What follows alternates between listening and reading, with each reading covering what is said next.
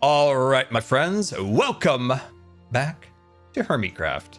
And look at this. I have something really exciting to show you. Really excited. Very excited about this. Are you ready for this? Are you ready? Hold on. I do need to mute the music because where we're going, we got sound effects. It's not done yet. It's not done yet, but I'm real proud of this. So as we work our way up into the base, actually, I'm not going to talk. I'm not going to talk. Listen.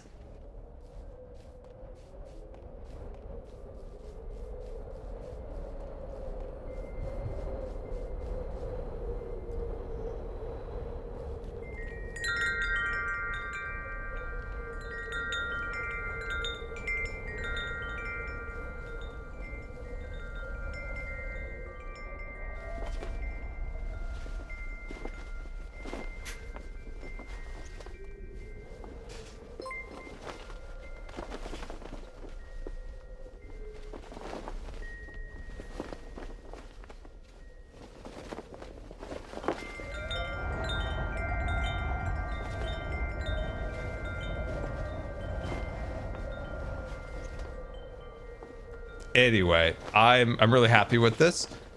So the idea for these sound effects is that, you know, it's a little windy. We're up on a mountain, right? So there's some breezes blowing here and there. And of course, we have all of the wind chimes and the flags. So you can kind of hear a little bit of a rustle of the wind chimes, bells, and the flags because we have some flags mixed in there. I really love it. This is just the start of all the fun things we're going to be putting in the base. And it's just like a little detail. And for the longest time, I have had the hardest time getting sounds on the server. And it's been so frustrating. And I hate bugging Tango every time that I would like something. So then I just don't do it. So finally, the super talented and wonderful modders and admins helped me sort it out last night, and I was like, yes, I can do it myself now. I'm so happy. I love it. But that's not all. That's not all. That's not all. Over here, we're going over here, going to the shopping district, through the tunnel, and into the spawn point of the server.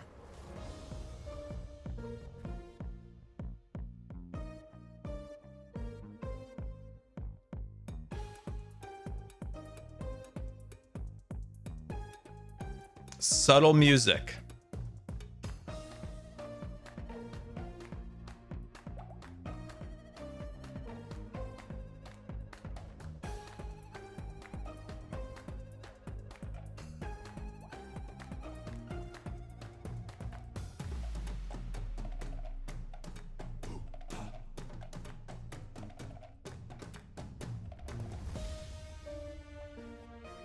So I'm really happy with that. So if you're not familiar, that is the Hermitcraft anthem that was created by Ren's incredibly talented, musically wonderful brother Jono. He did such a good job on that song. So that is the song that we played as the credits for the Big Moon thing. You remember the big moon from season 8? The moon comes in, destroys it, and then we ran some credits at the end, and we had that music playing. It was super cool. So yeah, and if you've gone to say the panels, or if you remember from last year's charity event, it was one of the songs that played in the opening loop. Sadly, we couldn't play the music this past year at TwitchCon. They were being a little stingy about playing our music, even though I was like, it's like, this is ours. This is our music. It's not copyright. You know, it's so anyway, I'm super happy with that. I think that's fun. So it's just a little subtle music playing in the hub amongst the trees, and I think it's nice. It's quiet. It doesn't intrude on anyone's shops. It's just a subtle little detail. And the shopping district, one step at a time, is approaching my vision. Sadly, I'm 3 months behind on every project that I wanted to do on Hermitcraft, but sometimes life gets in the way. But roads, people's shops are popping up, and then of course our next stop is the big bank at the end of the street. So it'll be really cool. So very, very much getting to the point where the shopping district is complete and to the vision that I had for it, which is exciting. This was literally an insane effort that any sane person would never have done. Any good YouTuber would never have spent so much time just grading land and creating roads. They'd be creating like entertaining content, but here's me. But oh, here's me. The worst YouTuber on the planet. Okay, anyway, we got stuff to do. We got stuff to do. I also do want to put sound effects here. Like, I think this is a really cool spot to kind of look over and maybe hear like a crashing wave. Maybe Scarvis is still broken. Scarvis does not read things coming from YouTube, but it does read things coming from stream elements. It's very strange. Actually, it's not doing anything today. Yeah, there has been a tip. KatieBit, the stream you told us everything was fine and you weren't going to hurt yourself and you immediately cut your finger. Oh my God, I forgot about that. Yeah, I'll just keep an eye on the feed here because Scarvis is not working literally at all right now, which is frustrating. Let's see, Tara, are we going to hear some... yes, we will definitely hear some insane tunes over at the Cantina. Yeah, there'll be definitely some tunes. Yeah, that's something I want to talk to Ren's brother Jono about at the church or the charity event about. Maybe if he has some ideas, maybe for a little Cantina song would be pretty cool. Pretty cool. Okay. Oh, sorry. Here's another idea that I had for sound effects. This is the cryptology table, and this is of course where like encrypted messages are coming.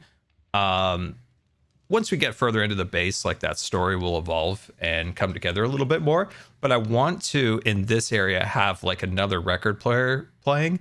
And it's like, you know, it's like doing like code, like Alpha, Charlie, Bravo, Delta, the dragon went to the shop. You know, just like weird like code going off. I think would be really cool. But I want to constrain its range to maybe like 4 blocks. Like you just have to like be right up against the table to hear the numbers Omega, Delta, Echo, Romeo. I think it'd be really cool. It's not going to be the worst thing ever, Jelly. Like you'll be fine. You'll be fine. So yeah, I maybe gonna probably take the music too far, as I always seem to do when I get excited about something. But I am unapologetic because I'm excited for it. And it's gonna be cool. So it'll be cool. I'm excited. Add some music, add some more details in here. I think it'll be cool. I'm gonna do the voice for that one. I'm gonna be doing the voice for it.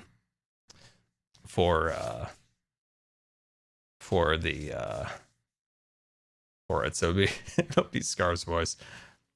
Oh, that's funny. I have gotten like some things in the past. Like I did the one for Pearl. Speaking of Pearl, has just joined. I did the one like the cleaning lady song, or not song, but like scary monster guy thingy. I love this. It reminds me of the Matterhorn at Disneyland. Like the wispy sounds in the background. It's so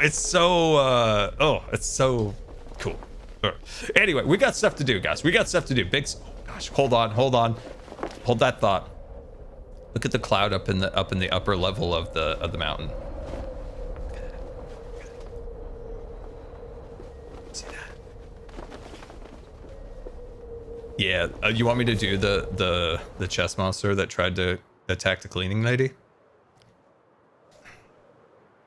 I used a little voice modulator on my Go XLR to like give it like a little reverb, so it's not as good, but it was like, well. If it isn't the cleaning lady. Not as good without the reverb and the echo, but close enough. Close enough. Do I look cozy in my Minecraft beat jumper? I should be. It's about 10 sizes too big, so I'm real in it now. I do really like it. It's cool. Well. If it isn't the cleaning lady. Okay, we got stuff to do, guys. We got stuff to do. Crazy times. All right, here we go.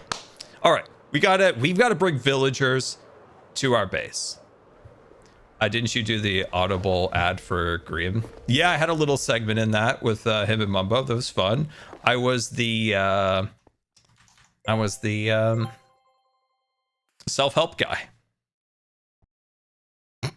I kind of channeled that self-help last season with the room of requirement. Like, what was it? What was the room of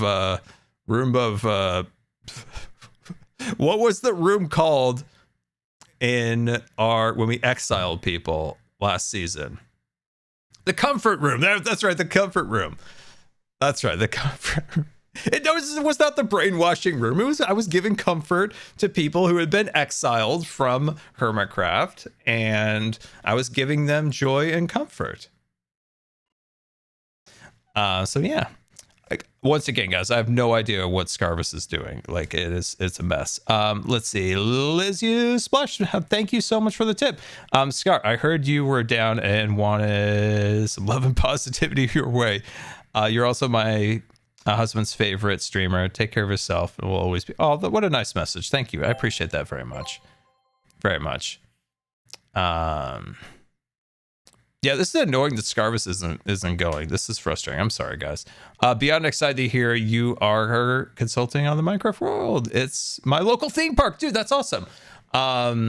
We've been taking our family there for 19 years. Oh, that's awesome. You will love what they have planned.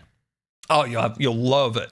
Like I said before, the Merlin team behind it is so talented and wonderful, and they have so many exciting things coming to that land. So excited. It's crazy. Only a year away. Wild times. Wild times. Just wild. It's just wild. It's frustrating because there's sorry, the stupid thing's beeping. There's so many things I want to share, but they're not public yet. So just know, like, over the next year, there's gonna be so many cool like announcements at the different Minecraft lives and other Merlin announcements. So always keep a lookout. Mumbo's trees? I think you will like Mumbo's trees. Scarvis, you okay?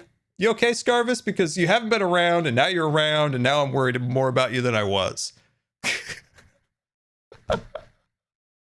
I'm like, I was more comfortable with him not talking. Now he's talking, and now I'm like mildly concerned. Let's see. Have you seen Mumbo's trees? I think you will like his trees. Dude, Mumbo told me, by the way, that he loved my trees the other day. Let's take a peek-see. Oh, Mumbo used my trees. That's awesome. Oh, I love it. I love the continuation of the trees from the shopping district over here. That's wonderful. That's wonderful. I love base cohesion.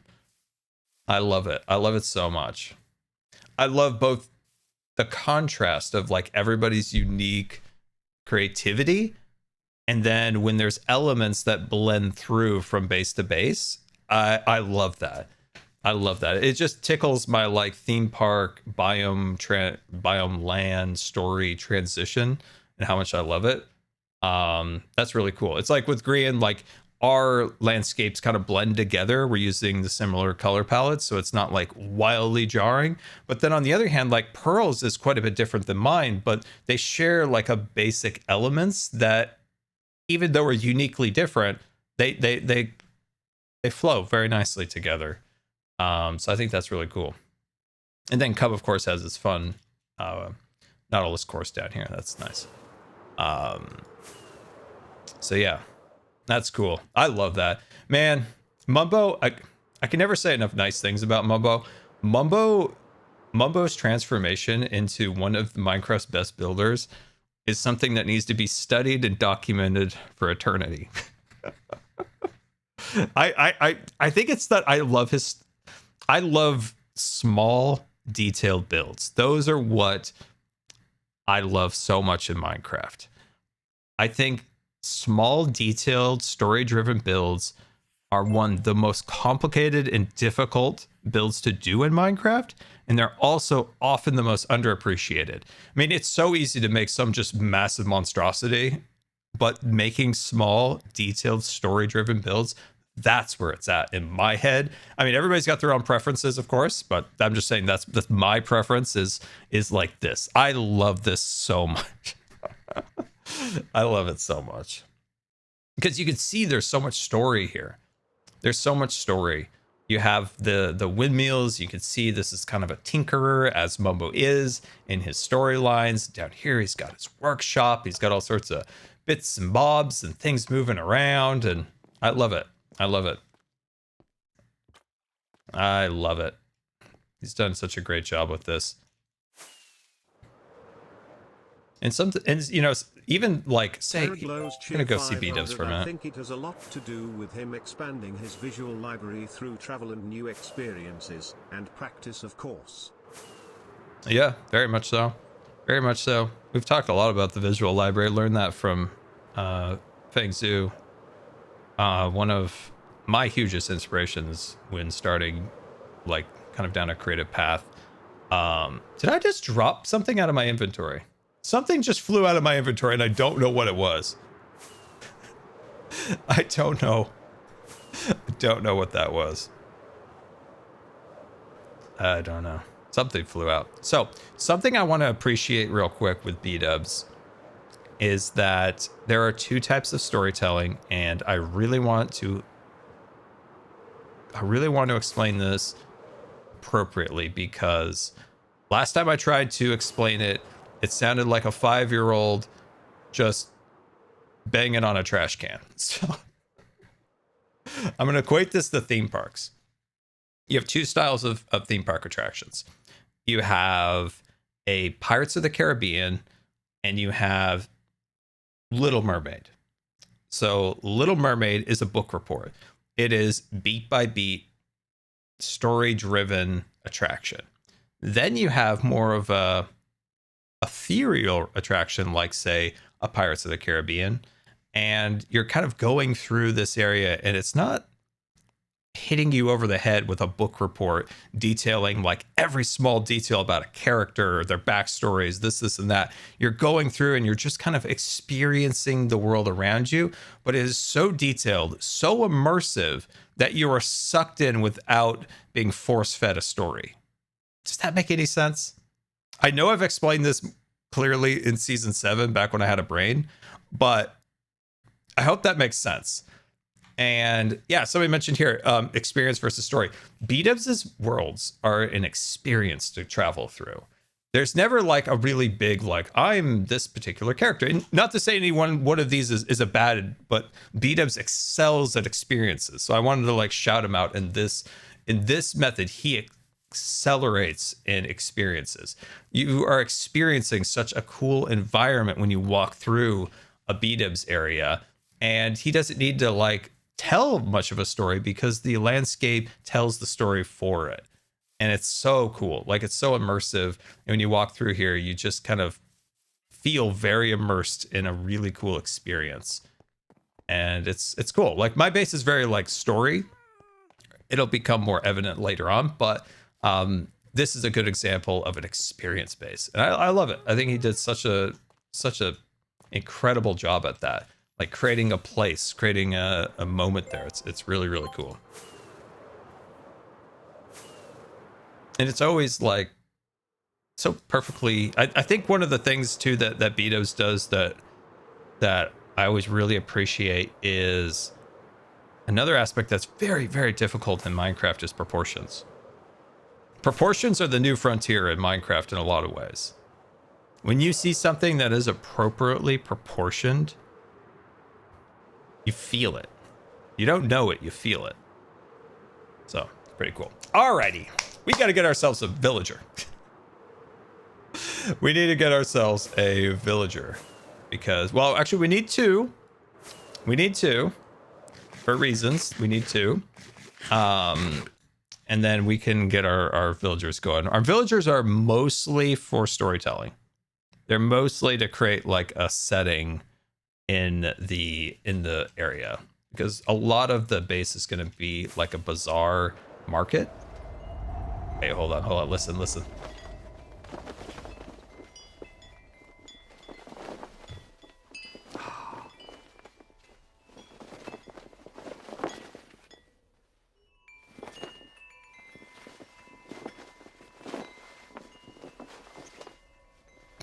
I love it.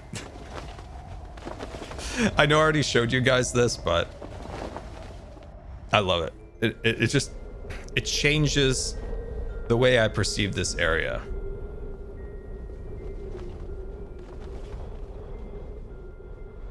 I love it. This is the setup, by the way, back here. Tango showed me how to make this. Oh, there's my ender chest. So Tango showed me how to set this up, and it's been working fabulously.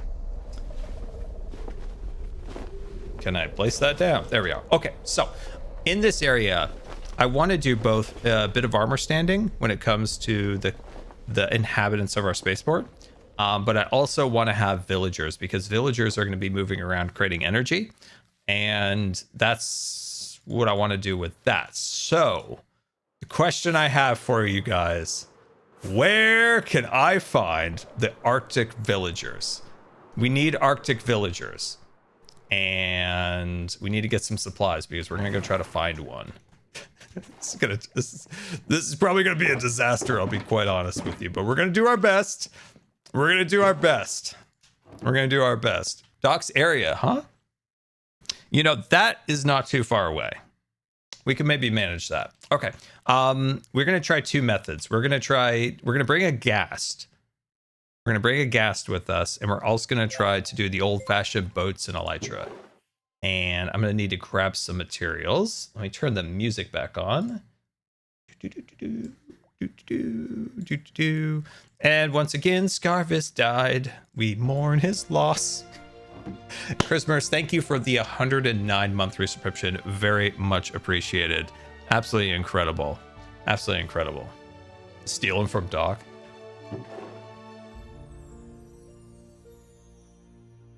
I can't. Could you imagine, guys? Come on. Could you imagine? Could you imagine? Could you imagine? Oh, God. I'd be pleading, guys. I'd be pleading. I'd be like, Doc, no. Doc, you don't understand. I've spent like half a stack of diamonds playing your game. It's so fun. Doc, don't do it. Don't do it, Doc. That might be my destiny there, is pleading for Doc not to kill me. Okay, I'm looking for something. What that might be, oh, now I know what I'm doing. I'm trying to craft a Ghast. Okay, guys, I need your help on this. How do you craft a Ghast? How do you craft a Ghast? Like, I don't know how. I also really hate the fact that you can craft a Ghast. That makes me angry, because I don't think you should. But regardless, my opinion doesn't matter. How do you craft one? Eat lots of tacos. I mean, that is an idea. Ghast Tears and Soul Sand, thank you. Showed a safer, more reliable way to transport mobs. Use an allay to carry the boat holding your mob, and it follows you flying. Wait. Okay, first of all, why did Scarvis turn on for a minute and now... Okay, I gotta stop being mad at Scarvis, because Scarvis apparently just comes and goes as Scarvis chooses. Could you explain that? I need to read that, because that confused all my brain parts. Let's see. Let me read this. The safer, more reliable way to transport mobs. Use an ally to carry the boat. Wait, an ally can carry a boat? Holding your mob and it floats? Really?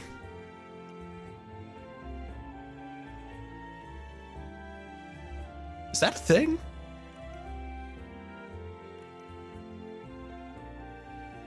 Interesting. Do I not have enough Ghasty Tears?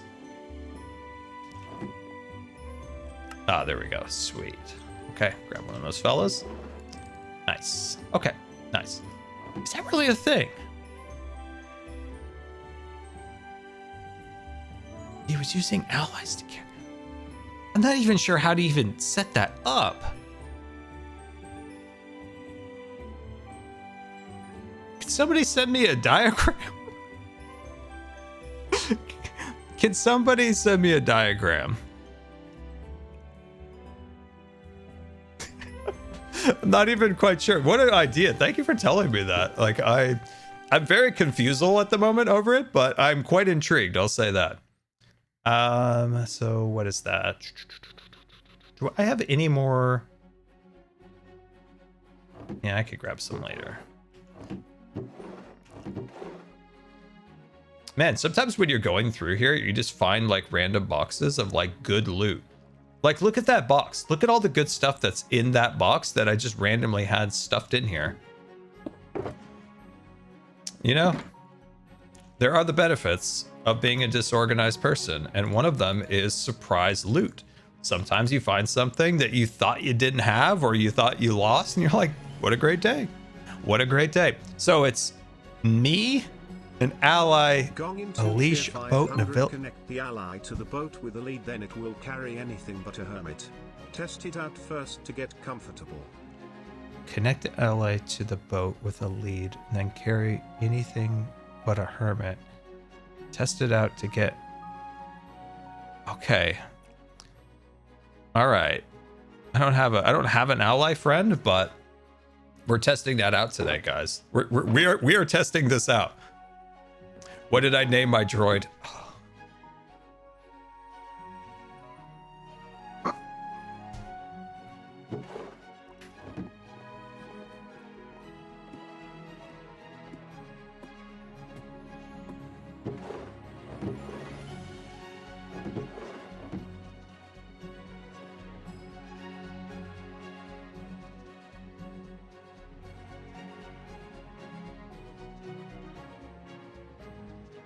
Mr. Droid. Okay. That's currently my favorite message from chat today.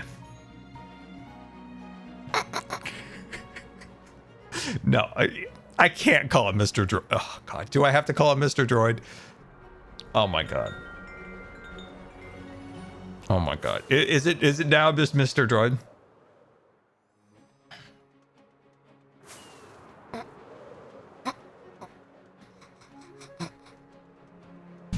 What are you guys doing to me? What are you doing to me? Oh, God.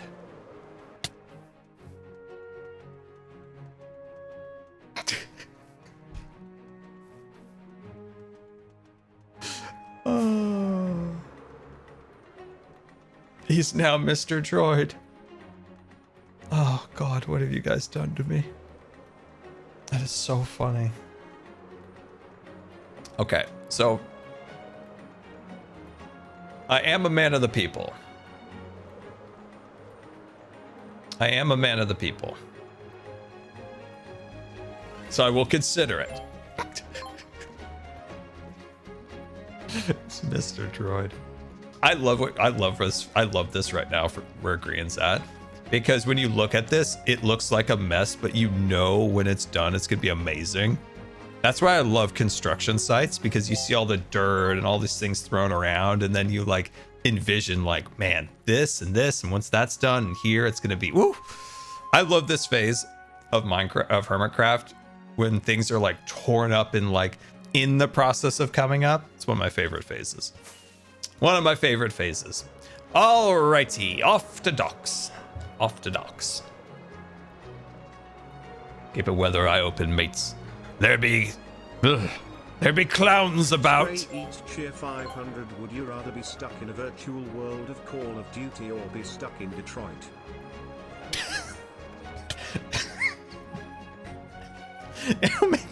Don't make me have an asthma attack. You know, I've never been to Detroit.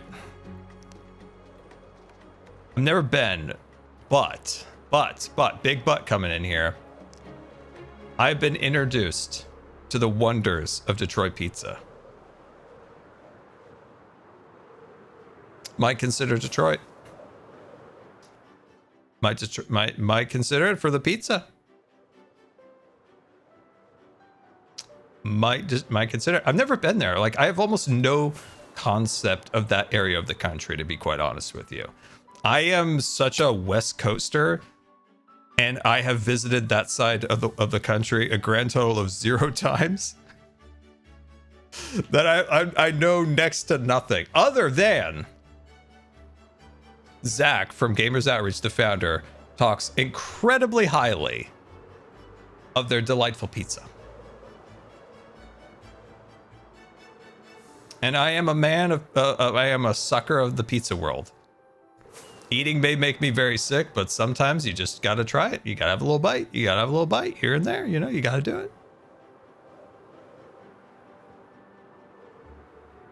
So, yeah. Might have to go with Detroit for the pizza. Might have to do it. But yeah, I did realize that recently when somebody was saying something about Rhode Island, and I honestly, I still think that Rhode Island doesn't exist, but that area of the country, I have, like, I know the basics, right? You know the history, you know the landmarks, etc. But like the nitty gritty daily life of those areas, I know next to nothing of that side of the country. Such a West Coast boy over here. All right. Where were we going again? Ah, villagers. I got distracted by pizza. I can be easily distracted by the delights of pizza. Yeah, I don't I would like to see the East Coast more. Like I said, I just never been there. The furthest I've ever, well, I've gone to Florida. But the furthest I've ever kind of gone, like driving state by state, was to like Minnesota. Oh, here's a village. Here's a village. We got one, boys. Lock in. We got it. Oh no! Of all villages to find, we found a zombie village. What? Dude, I got so excited there. I'm like, let's lock in. We got one. You kidding me? What the heck is going on? What the heck? What's going on here? What is going on here? I have never been more wronged in my life by anywhere in the world than Minnesota. And I stand by that.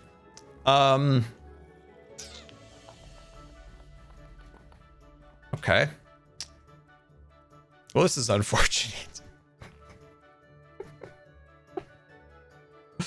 I can't go to Colorado. It's too high. I would last a few hours before I was just half dead. It's too high for me. I don't do well in altitude. No, I do not do well in do not do well in that. Oh, I don't hate Minnesota. Minnesota hates me. I'm not the hater. Minnesota's the hater. Let's see. Emmy Angel, thank you so much for the 25 gifted subscriptions. Much appreciated. And Miss Pink, thank you for the 49 subscriptions. Guys, I don't know what to do here. I don't know what to do. I was really excited when I saw this village. Now I'm out of rockets. Enderbooksby, thank you for the 4 months. Much appreciated. How many states have I been to? Oh, interesting question. We'll start at the first. The first state I put my little feet down on, and that's California. Good old California. So we got California. Oregon. No, I hate it when people mispronounce Oregon. Dude, when I hear Oregon, I want to die slightly inside. So then we got Oregon. We got Washington. Got Nevada. Have I been to Utah? I don't know. Might have been a pass through. California is my like hometown. I've lived in every state on the West Coast. I don't know if I've been to Utah. I'm gonna say that it was a pass through. I don't remember a lot of features. Great, you know, probably good state, you know, probably. I just don't remember. I might have been young. Okay, Idaho for sure. Wyoming, Montana. Did I say Idaho? Yeah, so it was like Idaho, Montana, South Dakota, Minnesota, Nebraska. I don't really gonna count Texas because I just landed there as a layover. Florida. Yeah, I haven't really been to very many states, unfortunately. I have been to Arizona. I have been to Arizona when I was a small lad. When I was but a small lad. When I was but a small lad, I went there. I don't remember a ton. It was for a swim meet. I don't believe I competed in it, but my brothers did at the university. I remember having some great nachos.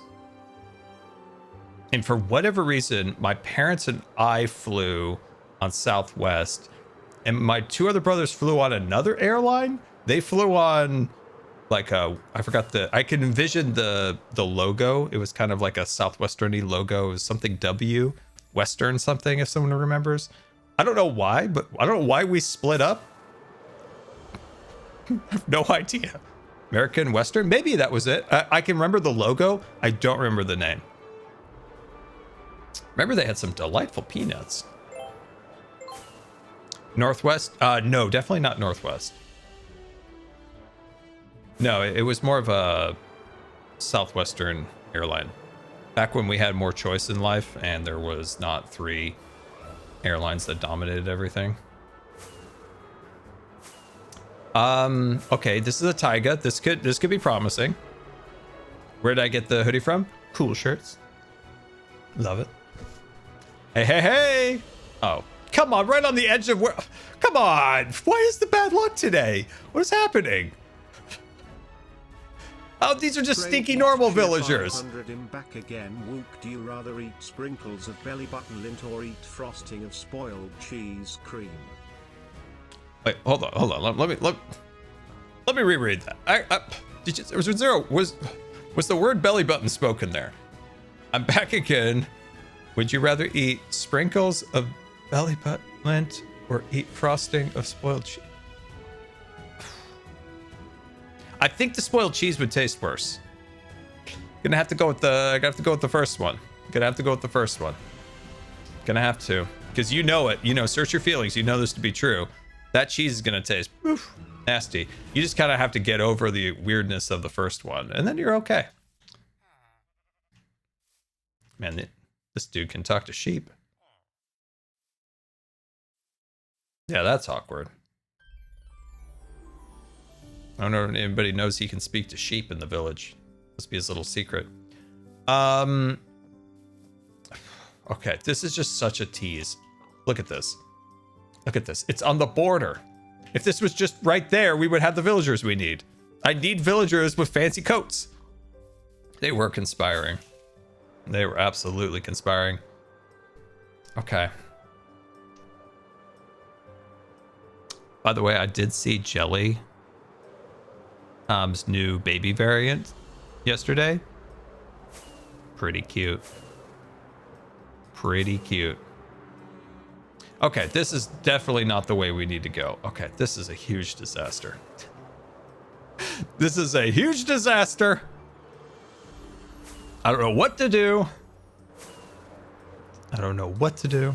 Okay, that's actually a good question. Do you count a state or country that you had a layover flight in? I'm curious. Would you count that as saying like, oh, I've been to that state or I have been to that country? I feel like the airport is this neutral, weird limbo area that doesn't count. But that's just my opinion. Because all airports are just glass and metal. You don't really see the culture or the people very much.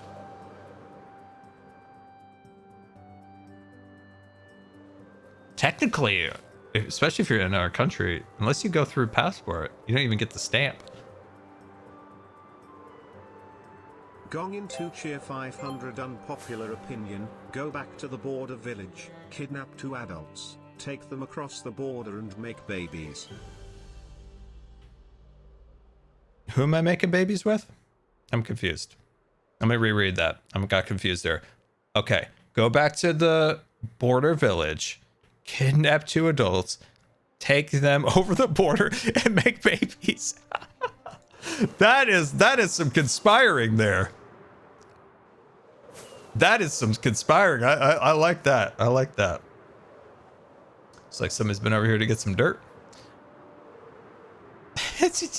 We're gonna be smuggling things over the border. Oh, hello from Seattle.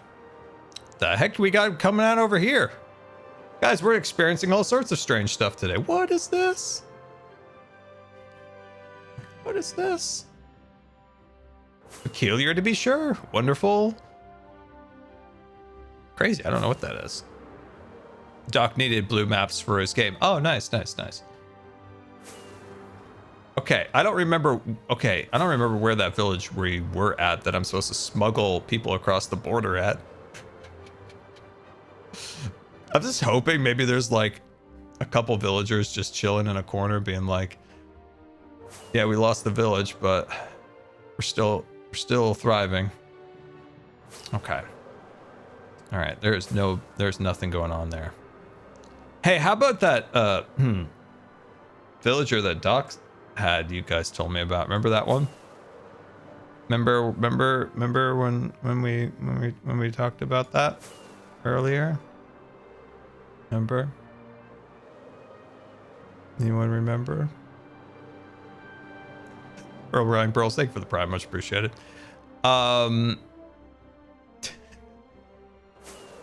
See, I'm curious. If Doc does have the villagers that we want with the fancy coats, is there a chance that we could get in there, get what we need, and not leave anything other than our delightful scent that he'll use to come and attack us with? He'll go in there and he'll smell it. He'll smell like, ah, it's Scar. He smells of sweet Cinnabons. He was here. I knew it.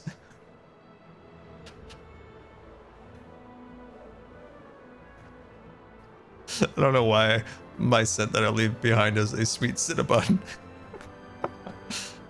I often think that elves smell like Cinnabons. Like a good elf, I think, smells like Cinnabons. Does Jem have a taiga village? Okay, who is scarier? Doc or Jem? It's a good question. It's a good question.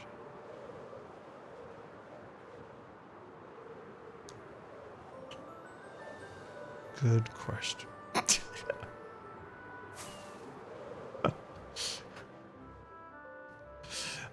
Man, I really wanted to find my own village. I wanted to try these new tricks with allies and the whole thing, and I can't find them.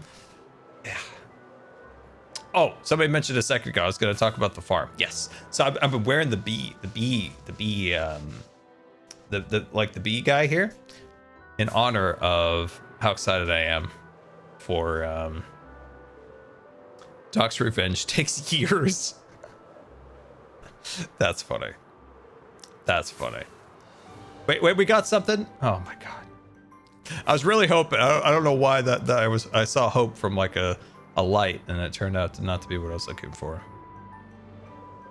Doc is like an elephant and never forgets, right? Oh, yeah, that's true. That's really true. Well, I wonder if there is something we need at any of these farms. We could probably stop by and grab something if we need.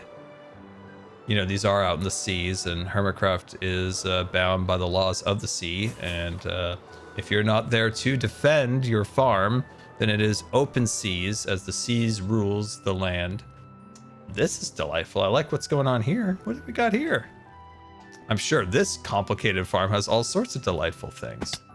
/_Incar_Cheer500 hello. Hello there. I'm curious what art books you would recommend, and if you have any favorite artists you go to for building inspiration.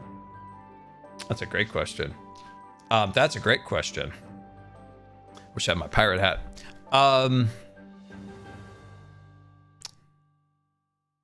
There's a couple like artists that I am drawing a blank on. They're old impressionist painters, especially painters that painted the West. I always find like comfort in those paintings. Like I love the Western terrain. I love national parks. So seeing those paintings from Moran or Beardstead just always make me happy.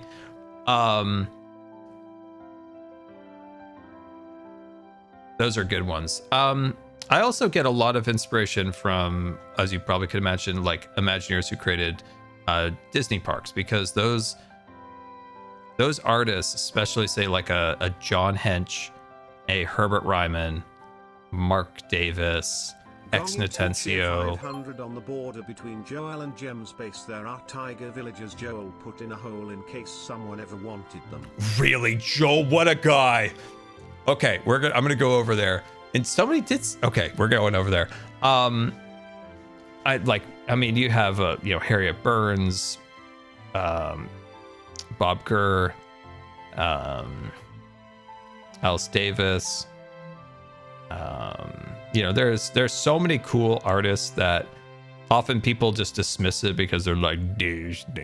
But those are actually incredibly talented artists, and you can learn a lot from them because their medium of what they created, like the medium of what they created. Who am I? I'm missing somebody. Did I say Mary Blair? If I didn't, you could be mad at me. I may have missed Mary Blair. I'm like, did I miss Mary Blair in that?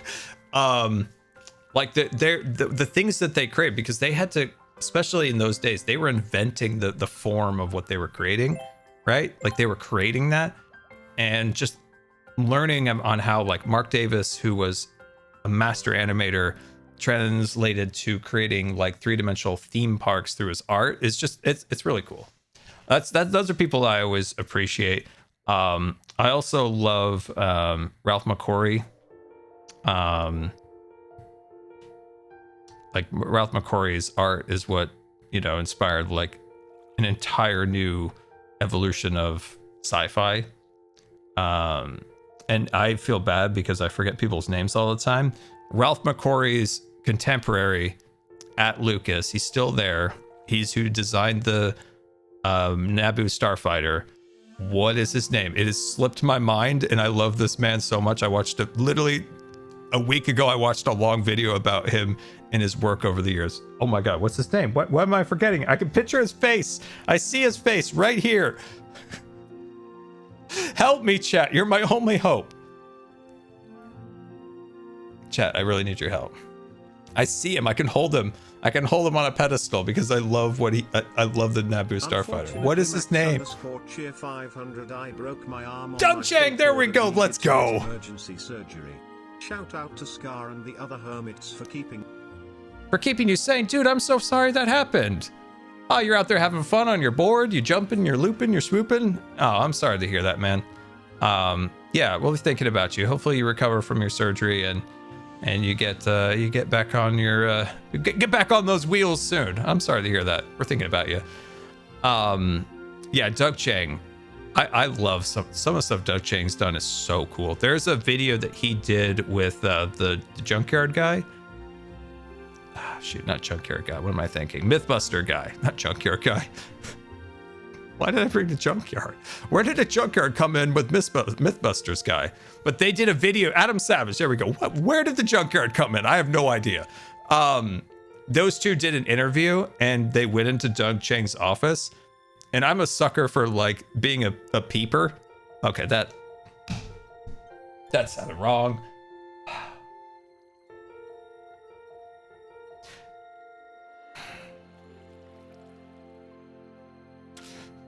I actually took down a peeper to be precise. I was a community vigilante, superhero, more like that. I was a superhero. I took down. What I mean is, that was the worst word I could have used.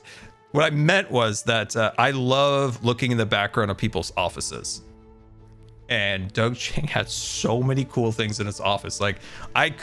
Eventually I tuned them both out as they were talking. And I was like, oh, look, he's got that model he designed from this movie. And oh, look at that piece of artwork over there. And you see a bunch of drawings on his desk and you're like, oh, I wanted to get closer. I want to see what those are.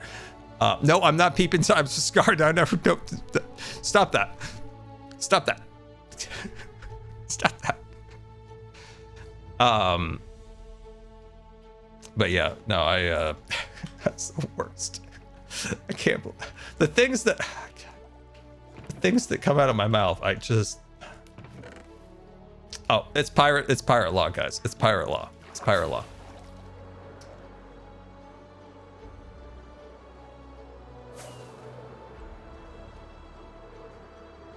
The heck?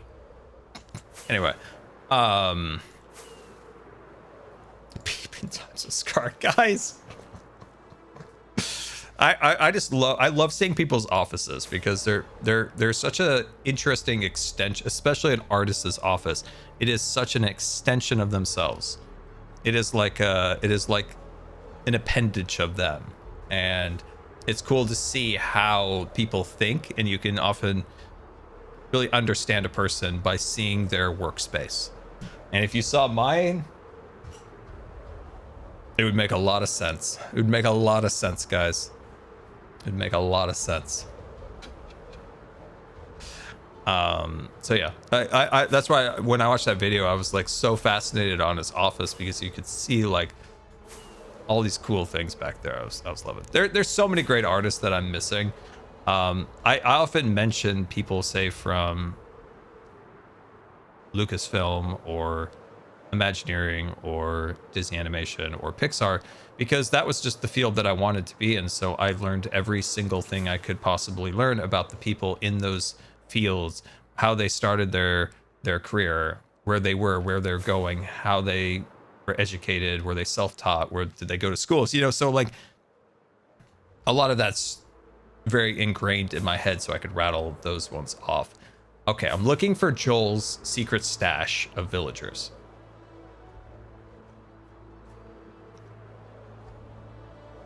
I'd love to see you settle in a snow biome. That's hilarious because B-Dubs and I were just talking on his stream about how much I want to someday actually build a snow build. Behind the rainbow. Okay, behind the rainbow. Thanks for the shout. Going over. This is a nice area of the server. I don't come out here enough. Oh, this is really nice. You have Gem's base, you have Joel's base, you have Tank. You got Tango's enormously amazing mountain. That's really cool. And then this disturbing Carney land. I don't like clowns. And I don't trust clowns. They lure you in with sweets and joy and colors. Ooh, I don't trust this land. I don't trust this land at all.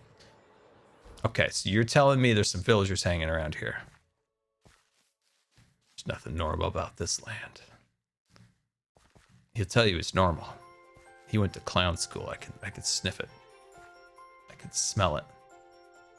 I could smell it. Okay, where can I find these villagers?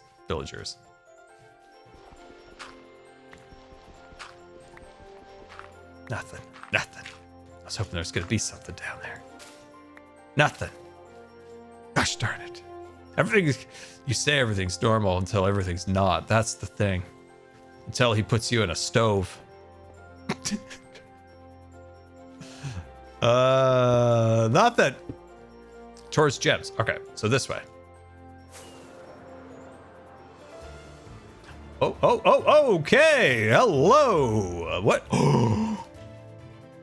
No, those aren't the ones I need. Oh, no. Ah, let me look. Oh, they're not the end of the world. It might be actually nice to have a variety. Well, they love each other. What do you guys think? The one I wanted was the teal color outfit, but maybe having a variety of villagers, not just one specific villager, would give the area more texture. You think Doc has the teal colored villagers? Yeah. Okay. I don't even have any breeding materials on me. I just realized. Is there a location where I could get some material? Dang it. Gong into cheer 500 where the moss meets hill meets gems grass buried in the ground, look for a sign. Where the moss meets gems grass buried in the ground, look for a sign. Okay. Did you notice the Scarfus is back again? Okay, let me read that again. Where the moss meets the hill meets gems grass buried in the ground, look for a sign. You know, that sounds like an ancient prophecy. That seems like an ancient prophecy. Okay. So a taiga will give them kind of a, what am I saying? Like a creamy brown coat. Where the moss meets the hill meets gems. Ah! Oh God! What in the world? Who? How did XP appear? Hello, sir. Hello. Oh my God! You scared me. Wait, did you? So I hear you need teal villagers. Do you have teal villagers? I do, and a breeder. Let's go breed. Okay, come with me. Dude, what is this? How does XP always have what one needs? Where is he? Where'd he go? I lost him. He might be going to a space. Well, let's go towards the space. How is it possible? This man has what we always need. How is it possible? Does he have like books and quills of knowledge like stored away? Is he magic? I think he might be magic. Maybe he's a genie. Could be a genie. Maybe he's... Yeah, you know what? I'm going to say he's a genie. I'm going to say XP's a genie. How else does one have the knowledge? Look at how majestic he looks. Are you a genie? I can neither confirm nor deny. Look at him go. He can't even confirm. So these are my villagers. These are the ones you're looking for, yeah? All these guys? Oh, yeah. Yeah, that green would look so good in the mountains. Yeah, there we go. All right, so back here, and you're welcome to use it. So how does it as much work? as you want.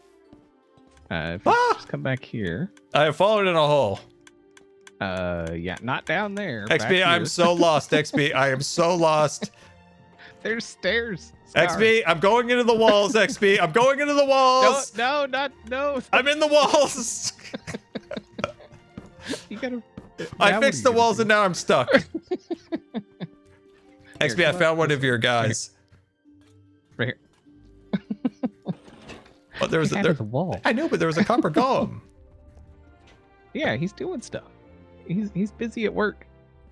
XP, I found a tunnel.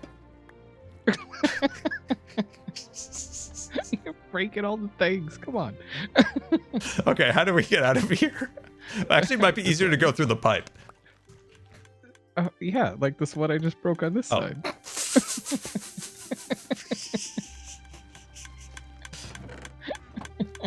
Oh wait, the pirate laws don't apply here. Careful. I'm being really careful. Careful. I'm really, really careful. All right, so this breeder will produce like 99.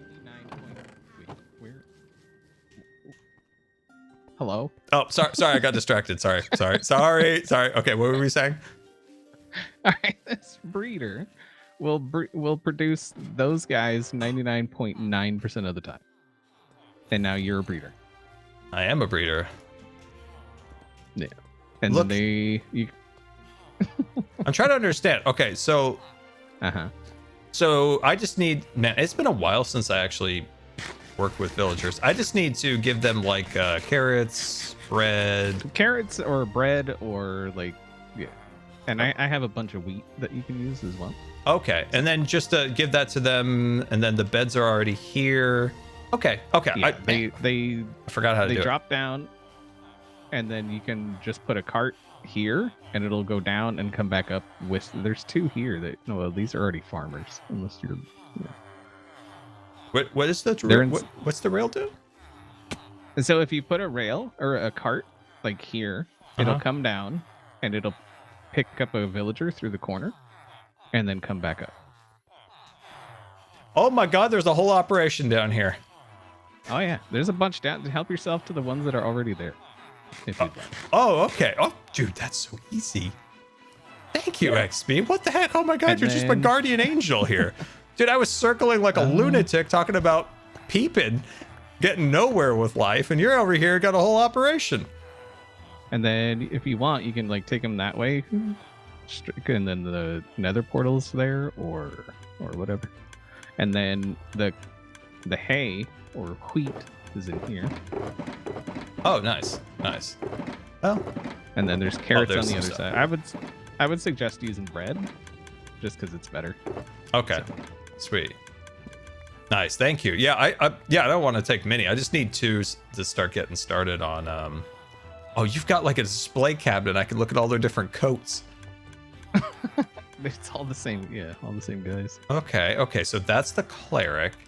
So I want to use these But mostly for decoration, and then this is farm man. Yeah, so these guys are, they're biome Pirate. specific, and that breeder just happens to be in a biome that breeds these guys. So, Do you have mason? I was curious what they look like. No, I don't. I had some. Do you know where the numbers are? The numbers? Masons know where the numbers are. Oh, I have no clue. Just the blank stare should tell you everything you need to know. The blank stare is true.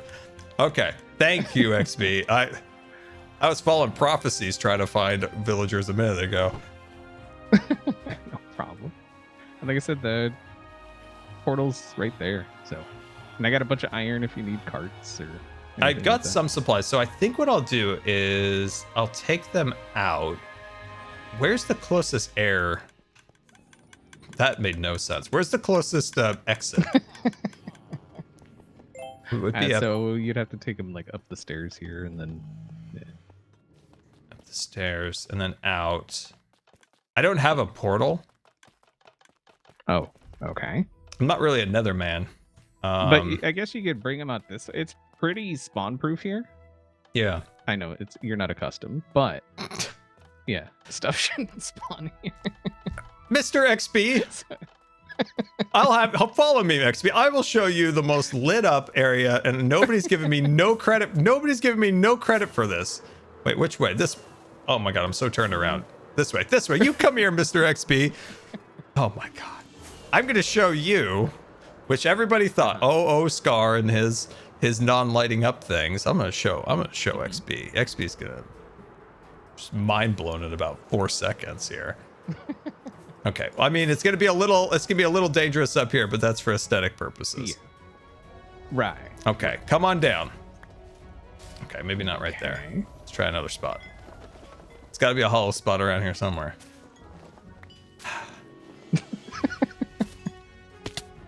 Come on down. Look at this, XB. right. Everybody thought, oh, this area is just the biggest mob farm in the world, and then they're like, oh, it's actually lit up. There's not a single mob there's down actually, here. Yeah, there's some torches. I'm proud of you, Scott. Yeah, well, I mean, that there's a part's guy. dark, but that's fine. Have you seen a hostile mob? I am very proud of you. Thank you. Like, look at this. Good Have you seen a job. hostile mob? Can you confirm to the Well, audience? I saw. There's. Hold on.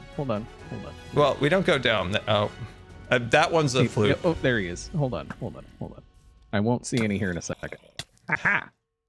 There's another one. No, it's a fluke. It I happens don't see any. sometimes. It's called There's none. super I random don't see spawns. It's a new feature. They added it recently. I don't see any, Scar. I don't know what you're talking Yeah, I don't see anything outside of the super random spawner. You know, that's like a new feature. It's kind Right. of cool. about. They're a fluke anyway. So Look at this. All lit up, all perfectly lit up, no mobs whatsoever, except for happy mobs.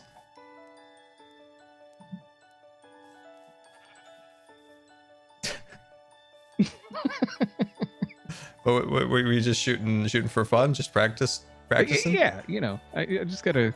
I shoot my bow just randomly every once in a while, just to keep my fingers strong. Oh, I Pulling feel that. the string. Yeah. I feel that. Not entirely sure where we came from. Me either. Oh wait, here it is. I think. Yeah. Right there. Yeah. I gotta do something with this area down here. Ow. Ow. There we are. Nice. I gotta do something with that. XP, are you excited for MCC? Yes. Do you have like a game or anything you're excited about? No. I so honestly, I've never seen it. So you're going in just blind. blind. Okay. Oh, that's exciting. That's where I do my best work. Is when I have no clue what I'm doing. Dude, I prefer that half the time too. I agree. Like people are like, did you practice? And I'm like, no. No. Why would I practice? Let me do my thing. And then No, I respect that. I respect that a lot. That's cool. The oh shoot, they haven't announced games, so I was okay. Never mind. I was gonna say like I was gonna name them off, and then it'd be like any of those sound exciting, and then I'm like, oh, how about generic things in Minecraft? Do you like PvP? Do you like parkour? Well, so I feel like so you're a if bit of it's a parkour. PvP, I feel good about it. Mhm. Parkour, not so much. Puzzle games, I'm usually pretty good at. Yeah. But no. I'm not looking forward to parkour. Okay. So, That I'm not. so no parkour. Okay, gotcha. Yeah. So no parkour. I wonder. Well, there's a little parkour in it. I'm not sure if Sands of Time is actually even in this MCC, but I'm curious if you would like that because you liked Decked Out. That was decent. Yeah. It kinda has I a didn't Decked play Out as vibe. much as others. Yeah. So. Yeah. Oh, chat says Grid Runners. You would like Grid Runners because that's puzzles. It's not. Yeah. I mean, there's some things you might have to do a puzzle where you have to like do a jump or two or this or that, but yeah, Grid Runners I think you would enjoy, like a Grid Runners. Yeah, well, where I usually have an issue is like if it's just straight up parkour, you got to do like this double jump to make a triple jump to land. You know what I mean? Like Yes, I do. I'm not a fan. I would say Noxcrew's always done a good job at, say, like Parkour Warrior. There's, if you feel like, oh, I can do these crazy jumps, I can go down this path. If I'm moderately good, I can go down this one. If I'm like, I just need to get through this, I can go through this pathway or something like that. So they do a pretty good job with that one. Right. I have not spoiled a darn thing, chat. Look at them over here, XP. They got no trust in me. It's fine. It's chat. What are you gonna do? They told me don't put redstone on dirt. Like, what do they know? Yeah, what's wrong with that? I don't know. I think it's great. You know, come It's to got think, a nice contrast to it. come to think of it, I think Etho gave me the business for putting redstone on stone in my cave. Yeah, he does that. Yeah. Yeah, he did do that. You're on. Yeah, So he mentioned my redstone on dirt too, but you know, whatever. is your team Cub, Cub, Doc, Corrales, and Corrales. Gotcha. Okay. Oh, that's gonna be a silly team. Oh my god. It's gonna be like Wait. an hour. Or 2 hours of Doc yelling, Corrales complaining that he's left-handed, and Cub being Cub. Cub is gonna have to teach you guys how to play MCC. Nobody else has ever played it on that team. Oh my god, that's gonna be great. Oh, that's gonna be great. Interesting for sure. Yeah. That's gonna be. Oh, that's cool. It'll be fun for Cub, I think, to like teach you guys the games and stuff. Hopefully, it's it could be hectic for sure. It could go one of two ways. I feel like either we're super hectic or we're super just like focused. True. That's funny. Which I think all four of us have the potential for all of it. So Yeah.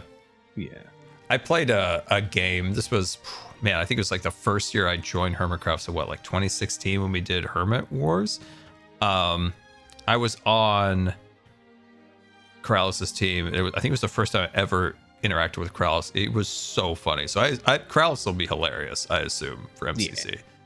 Remember when he was dying in lava and he's like, Scar, I can't do Corrales' voice, but he's like, the lava burns me so much, Scar. The lava burns me. And as he died, like this last second in that world, he goes, Scar, it burns so much. That was so funny. Good people. He died there, and I never heard from him again until like 2019 when he rejoined Hermitcraft. It was like he literally died to me for all those years. I love Corrales so much. He took that death personal. I don't have enough Corrales interactions in my life for my satisfactory. It's fun. Yeah. All right. I will let you get to your villagers. Yep, thank you. Chat, that wasn't a British. That wasn't supposed to be a British accent. That was supposed to be a It was Swedish accent. I just wasn't gonna be rude and call him out on it, chat. I Jeez. can't do voices. It's just the worst. It was a great voice, as long as you were trying to do a Brit. I mean, at least it didn't sound like Mickey Mouse. That's true. That's very true. See, it could have been worse. Definitely could have been worse. All right, give me your best Swedish before you go, XP. Give me your best Swedish. Oh, I can't. No. Nope. Nope. Nope. I know my limitations, and that is one of them. Not gonna do it. Okay, all right. Mumbo first individual. I've been trying to convince Mumbo to play MCC for years. Oh god, I wanted to be on his team so much. I've done a lot of legwork on this, trying to get him to play MCC over the years.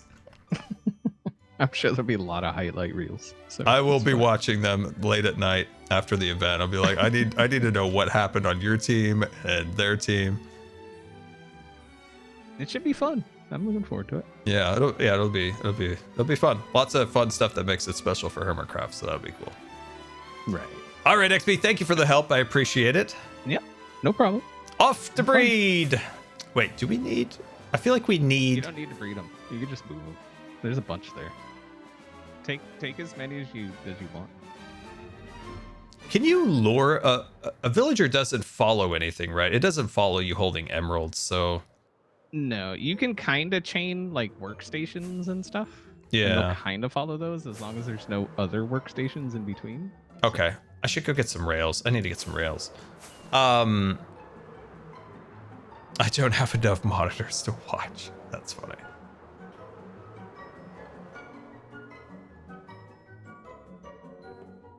Well, that was very generous of XP. I appreciate that a lot. XP, good guy, important guy. XP, good guy, important guy. All right, let's put that away. Look at me getting all organized over here all of a sudden. Look at that. Look at that. Let me put that back in the box.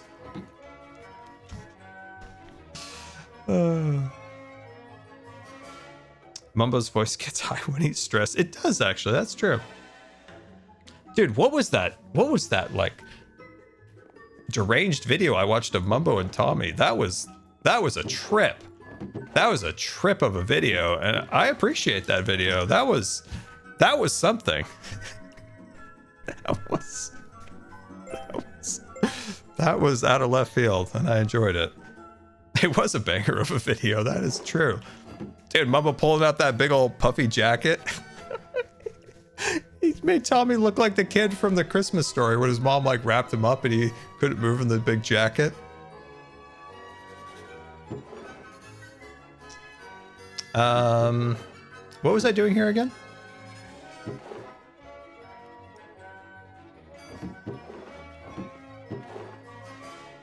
Anybody remember why I was here? Rails, you're right, rails. Did I make a Roller Coaster Tycoon box this season? Oh, I didn't make a Roller Coaster Tycoon box this season. My goodness, I have not made one. Okay, there's some rails. We can work with that. We can start with that. So, for context, I usually create a shulker box full of any like rail things I need. So I can like, if I need to do something rail related, I can grab a box and get crazy with it. I feel like I did make one at one point. I know. Oh, we have some gold. We have some gold. I know we don't have a ton, but we have enough. Do I have an empty shulkery?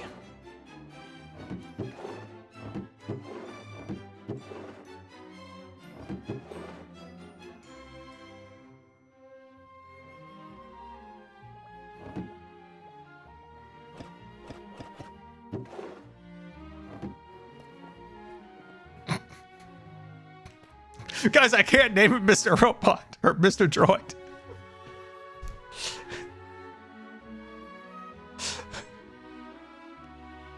Oh my god. Mr. Droid. Oh man. I was when Pix called on me in D&D to start that session, I was so stressed. And for context, like I had just been through a lot, and like I was just happy to be there. I was just happy to be there. And I'm so glad that I pulled out Mrs. Cat. I honestly, I panicked there. I thought people would get mad that I did that, but I was so happy that people thought it was funny, because I was panicking. And then I had just like played around with like Tiger Eye, and it is like my favorite rock. And it was like Mrs. Cat. Wait, I forgot the empty shulker box that I was looking for. I pulled out Mrs. Cat, and then the cat's fur was Tiger Eye, and I'm just like, I don't think I was quite like ready. I don't think my brain was fully on at that moment, and then I had to like really pump it. But I'll say this: I really like D&D. Oh, wings must have broke. I really like D&D. That is very fun. I think, you know, the combat, I can take it or leave it. I love coming up with the characters. I love being like silly and goofy and coming up with stories and like building the world around us as we're going through. That's fun. That is really fun. That is really fun. I mean, the combat's fine, but I often just think, all right, let's get back to goofing around in the pub.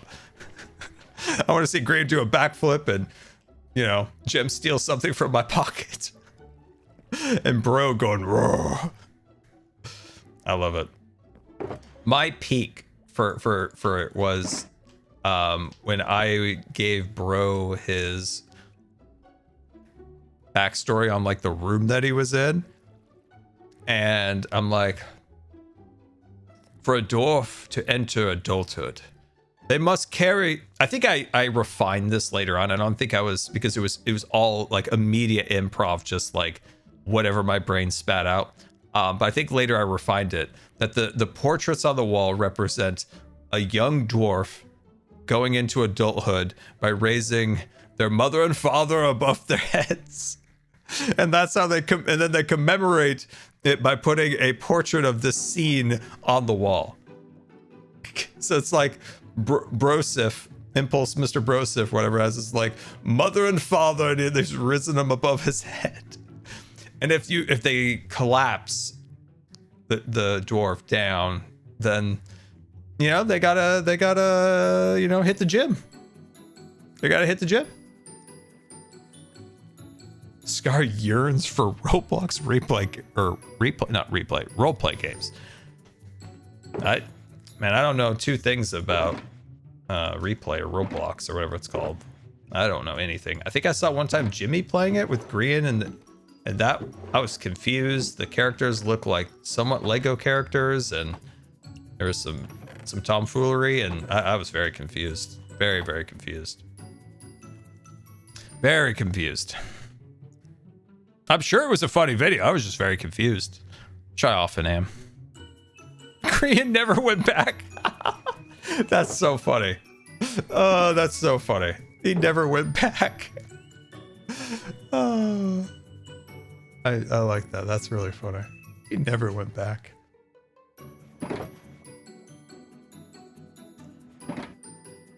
This music is making me wish I was at Disneyland.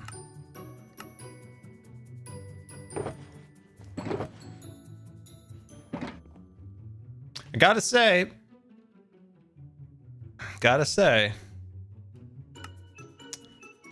Disney's not entirely making me angry as much as they had been in the last few years.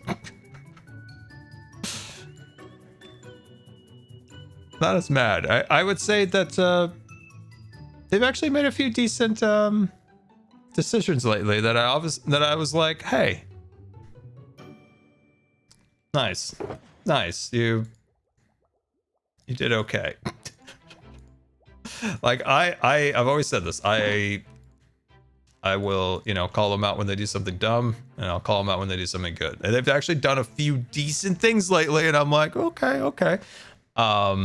For the I think the parks have seen a absolutely noticeable increase in work. I think the guy who's now taking the chairmanship role did an off the record, kind of like semi off the record thing with reporters. And one of the things that he has done, and it's been noticeable in the parks, is the increased maintenance on attractions. Solid, great, perfect. Like, keep working on the guest experience. The guest experience was belittled so much in the recent years. And why can't I make powered rails? I just needed more gold. And so I was like, okay, there we go. That's a plus. You got to give people a plus when they're doing something okay. If you don't, then they'll never see an incentive to improve. So I was like, there we go. I like that. Nice. So that's a big improvement in that they're working on reliability of attractions so the guests have a better experience. I was like, nice. Have I seen hoppers? No, I have not. I have not been to. I always just assume that I've never been to the theater. I saw Zootopia came out on Disney Plus. Should give that a whirl. I know Disney's done 3 things lately that I'm like, okay, those are good. Buzz Lightyear at Magic Kingdom. They could have just keep running that attraction into the ground, and they probably would have done that under like Bob Chapek, but they didn't. Opinion on Moon Knight? Have you ever watched the show on Disney Plus? I did. I like the Egypt stuff. But that was probably right where I'm like, I don't know what's happening anymore, because I'm not like a super Marvel guy. When I watched that, I got real confused, and I thought about it for a minute. I'm like, this is when I recommend a really obscure Star Wars show or character, and people's eyes glaze over. I'm like, I'm now in the other seat. I'm like, I am now in the other seat here. This is an interesting experience. But I like the Egypt stuff. I like ancient Egypt a lot. So I appreciate that. I've never seen Dune. Someday I'll watch it. Well, no, I know there's other things that I was like, I want to give them props for doing something good. And now I can't remember what they were other than. I know there was like 4 things. And I was like, when I stream again.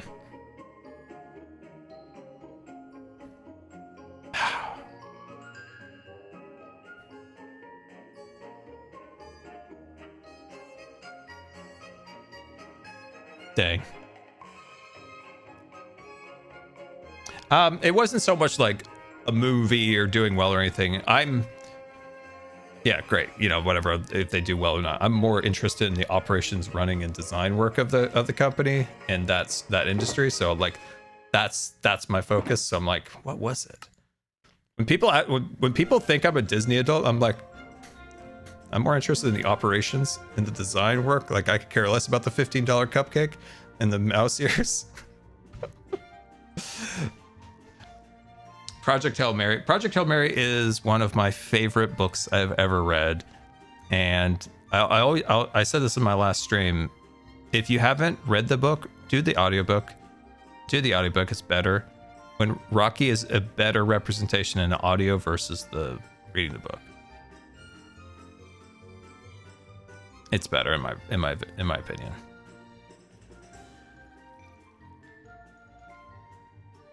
I had to defend you not being a Disney adult so bad to my friend. That's great. I think I often am, because I like the parks or whatever, that Disney adult that's just annoying to me. Like, you can be an adult and enjoy the parks. Like, I don't know why we have to brand each other all the time with labels. It's so annoying. But no, my fascination has always been the operations and the design work of the parks. Like, from my earliest age, I have been both fascinated from a right and left side of brain of the operations that run the behemoth that is this park, and then the design work that goes into making it enjoyable and makes people want to go and makes people want to have fun with their friends and stuff, and friends and family and stuff like that. It's when I can't remember how old, but I remember saying, oh, you're supposed to get a job, I guess, when you're, I was probably 9 or 8, and people were talking about jobs, and I'm like, well, gosh dang, I guess it's pretty soon I'm gonna have to get myself a job, and would sure like to actually do something I enjoy. And I was like, what do I enjoy? I like going to Disneyland with my family. And I'm like, I will work there. It's like, I will drive the train and the monorail, and I'll make characters. That was my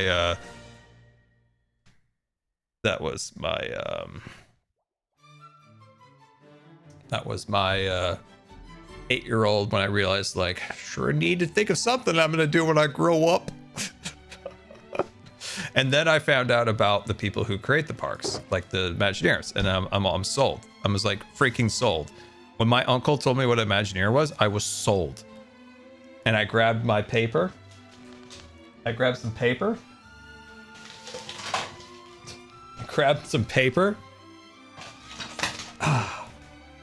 And I designed an entire, and I'm not even joking, on a plane ride home, I designed a very detailed plan for an Aladdin attraction. I designed a vehicle for Magic Kingdom's version of Toontown, because back in that day, the Jolly Trolley still operated at Disneyland, and I'm like, why didn't they have a cool Jolly Trolley? Well, I should design my own version of a Jolly Trolley for this place. And it was like a farm truck, because it was like Mickey's farm or whatever it was. It wasn't Toontown, it was like Mickey's State Fair barn, whatever it was. But I designed this like truck. It was like a barn truck, and you sat on crates, and inside the crates were like cartoon chickens, and the truck would like wobble, and when it stopped, one of its tires would deflate, and it would kind of like off to the side a little bit. So like I just sat there, and I was hooked. I was like, I will design this place. I want to do something I enjoy in life. Then I got sick, and that got taken away, and then I was big sad, and then somehow I found in this weird world where I can make cool and interesting structures similar to the dreams I had of becoming an Imagineer, to create beautiful structures and enjoy a bunch of sweet people in chat. My life story. Thank you for coming to my TED Talk. Thank you for coming to my TED Talk. All right. Where was I? I was somewhere. Where? We'll never quite know.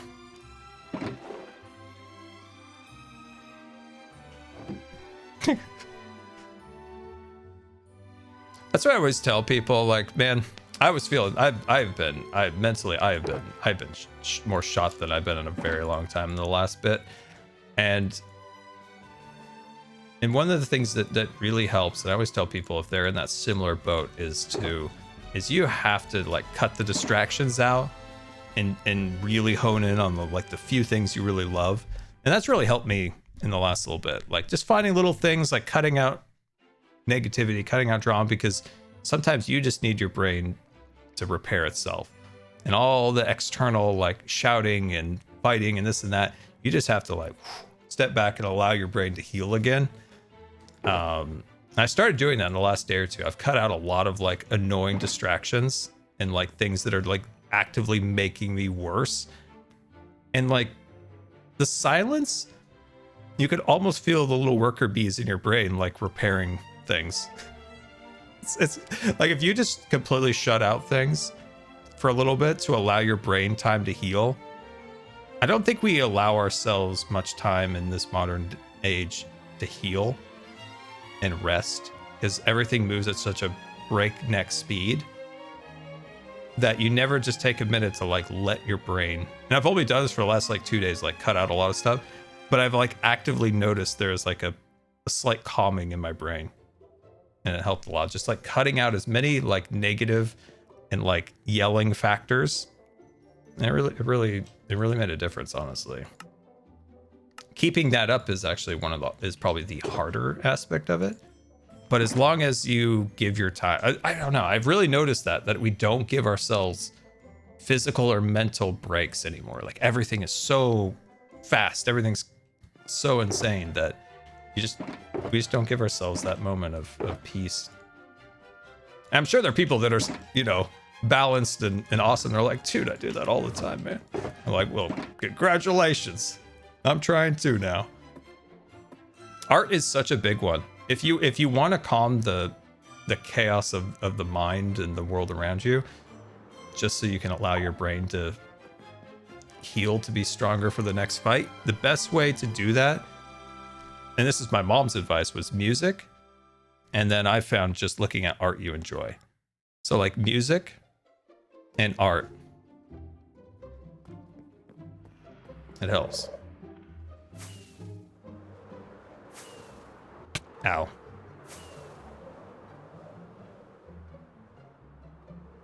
Also, just not beating yourself up. I think, and I do that, so I very much understand it. But like when you're not at your 100% and you're mad at yourself, you're like, stupid, dumb, get going. And it's like, that is legitimately the worst possible thing you could do. Sometimes you just got to let yourself know, like, hey, shoot, I'm lost. XP, I'm lost. XP, I'm so lost. I'm so lost. XP, I'm going into the sauce. XP, I'm in the sauce. XP, I'm so far into the sauce here. Shoot. Oh, wait, we found it. We found it. Never mind. Crisis averted. Crisis averted. Crisis averted. We found it. Crisis averted.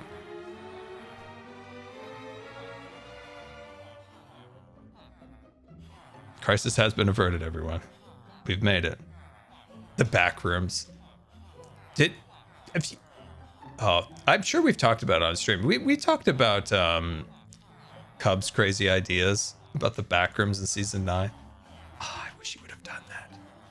You know, I'm kind of curious.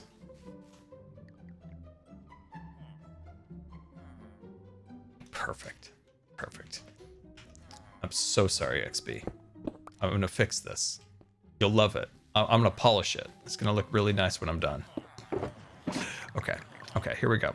So let's get our rail out, and then we're gonna run this over here. So the idea is I'm gonna get these guys out of here on the rail. I'm sure there's smart people out there. I'm sure there's smart people just rolling their eyes like, what are you doing, Scar? So I'm gonna run this out. And then the smart people are, we told you, Scar. I just wanted to say that I am scarred for life since 2015. No way. Dude, that's pre-Hermitcraft, my man. That's awesome. That's awesome, my friend. Question for you, chat. For all of you. How long have you been scarred for life? We can fix this dirt if we break it. So here's my idea. Here's my big brain idea here, guys. We take the villager, right? We take the villager. We put it on the minecart, we get it outside, and then we put it in a boat. Or is it smarter to put them in a boat here? Yes, it's so much smarter than a boat. Let's try to use our brains for once. Let's be smart, guys. Come on. Well, not you guys. I need to be smart. You guys are already smart, aren't you? Dumb of the century. Okay, so I'm gonna put that there. So minecart will come back up, and then we'll break the minecart, and then bam, bam, bam. Nailed it. It's big brain here. Okay, let's see. 2018, 2023, 2020-ish, 2025. Well, hello there. Welcome. New blood. 2024, 2021. Nice. 2012. 2012.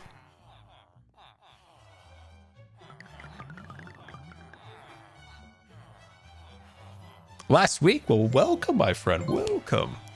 I don't know why I sound like a villain ready to like put you in a stew pot. I'm like, welcome.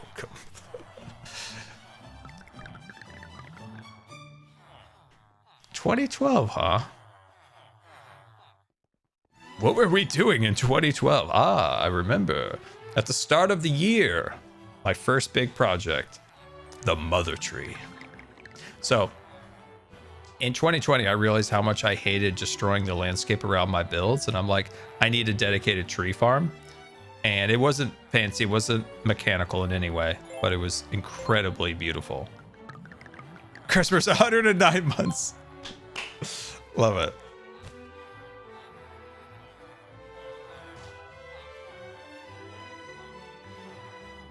I love seeing all the dates. That's cool.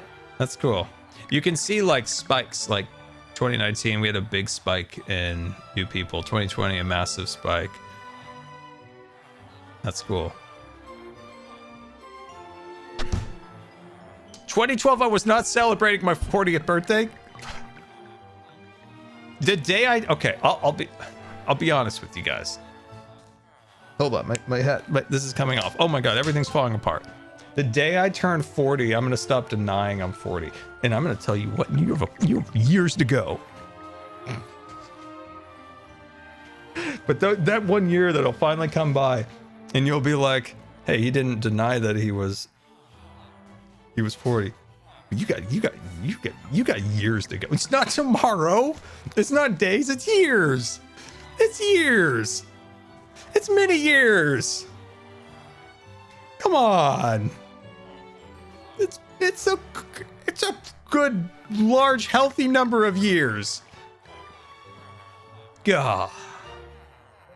So y'all better stick around. That's funny. I don't feel that. I'm not. I don't feel young. My body hurts. Some of us are proudly over 40. There's no shade over 40. The chat just relentlessly. Okay, there's actually a whole story behind the whole 40 business in the first place. Let me just explain that real quick. There was a website that does like birthdays, and this is like. So I was going to Infusion when I got this email. So this might have been 2014, somewhere around then. That date might be completely wrong. Anyway, they sent me this message and were like, "Hey, put your birthday on this thing," and I just never replied, or maybe I said I don't feel comfortable, or I don't know what it was. And then the person was like, "Okay, we'll just make up a date that's close enough." And they added like 10 years to my name. So the internet has always thought that I'm way older than I am, to the point where Grian convinced Jimmy that I was like way older. And he's like, "Wow, never would have thought. He looks quite handsome for his age." No, just kidding. He didn't say that. But yeah, no, Grian did convince Jimmy. He absolutely convinced Jimmy that I was way older than I was. All right. What were we doing again? Oh, villagers. Yeah. Okay, so XB said do this. Dude, XB's a genius. That's awesome. Man. Wish I was smart. Okay. All right, so if I break this, our pals should go right in there.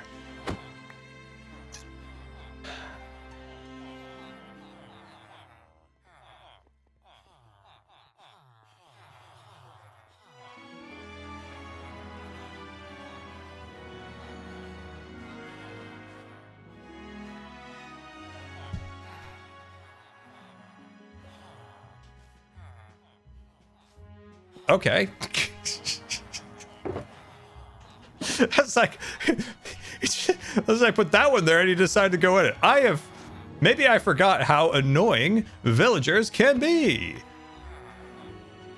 Yep, I forgot how annoying they could be.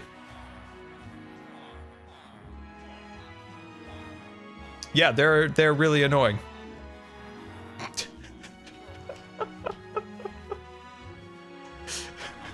I forgot how annoying they are. I wish we could kind of like lure them with emeralds, but didn't XP say something about a workstation? Didn't he mention that? Got an extra workstation in here? We might be able to do that. Let's see if XP has a workstation. Obviously, we don't want to break anything. I wish I could remember the 3 things that I thought that Disney did good that I was going to tell you about.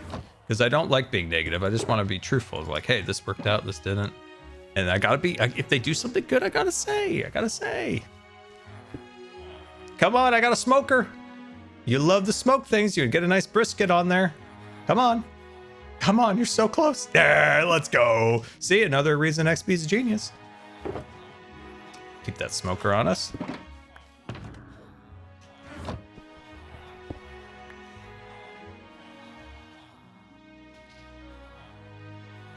Okay. All right. What do we got here? So boop boop, and then that, and then how many more minecarts? If XP's okay with it, let's bring 4 because I know I'm gonna probably kill somebody at some point. I'm gonna kill somebody at some point. Somebody's gonna die. You get your butt in that stinking boat. Thank God. Thank God.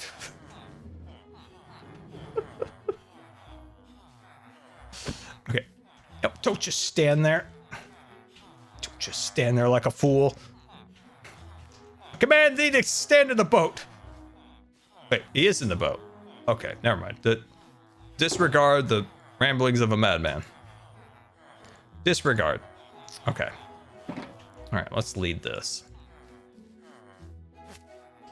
All right, we got this. We got this. It's going really well. It's going really well. We're not destroying XP's base at all.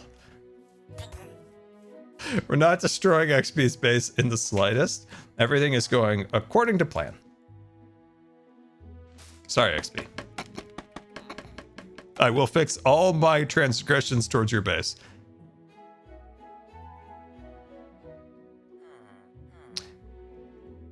Oh yeah, they can't actually spawn here. I was thinking I would need to light this up, but this is grass. They can't spawn on that, or moss carpet, and then I don't think they... Yeah, they can't spawn on path blocks.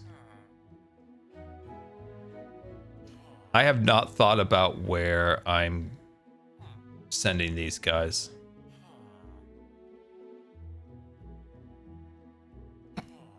We should bring them to the cave. We should bring them to the cave.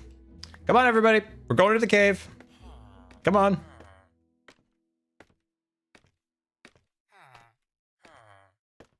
I see that was step 0. Yeah, I should have planned ahead on where they're going to go. I think they should go to the cave.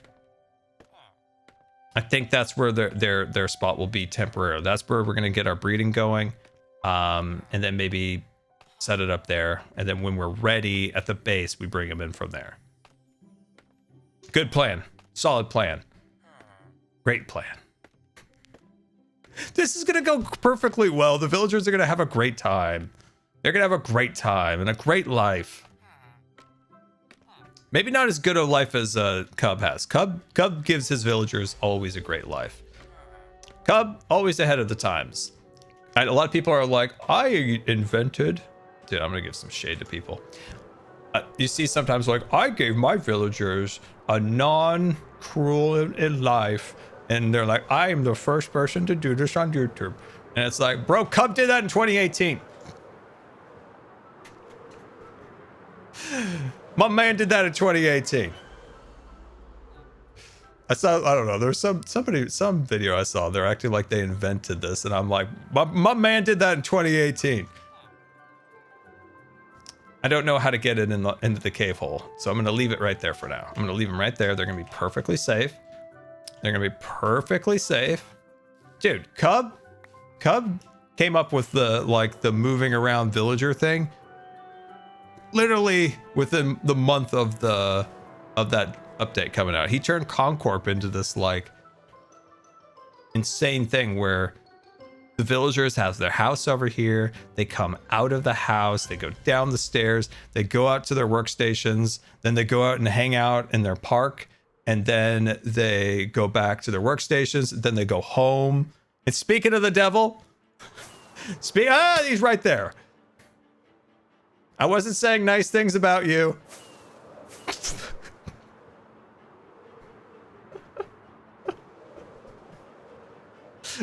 Shouted at him. You log on for the day. You're like, oh, right. Oh, I'm gonna work on some Hermitcraft stuff. Somebody goes, I'm not saying anything nice about you. Where's the hole? Oh, here it is. The giant pillar is how I shall find it. But Scray Eat Cheer 500. Would you rather be Tom Brady for 24 hours or be John Cena for 24 hours?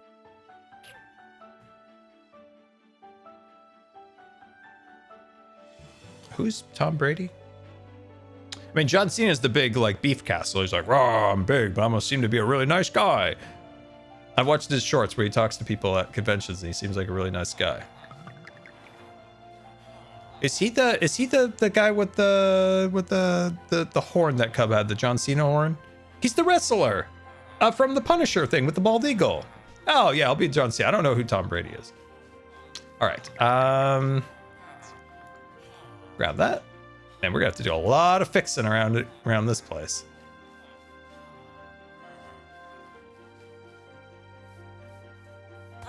Did they make a second season to Punisher?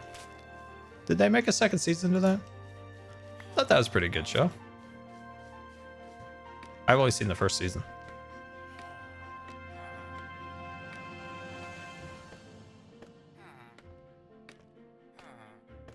Only Scar knows John Madden, but doesn't know Tom Brady.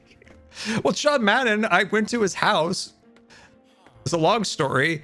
Well, not to his house, but wanted to go to his house because he gave great Halloween candy, according to my friend, when we went to his neighborhood. And because apparently he gave away like a literal bag of candy, but then he was not home and it was very sad. And I also played the Madden game, the football game, the Madden one. And I made people upset. I didn't play traditionally. And I enraged my brother to the point of violence.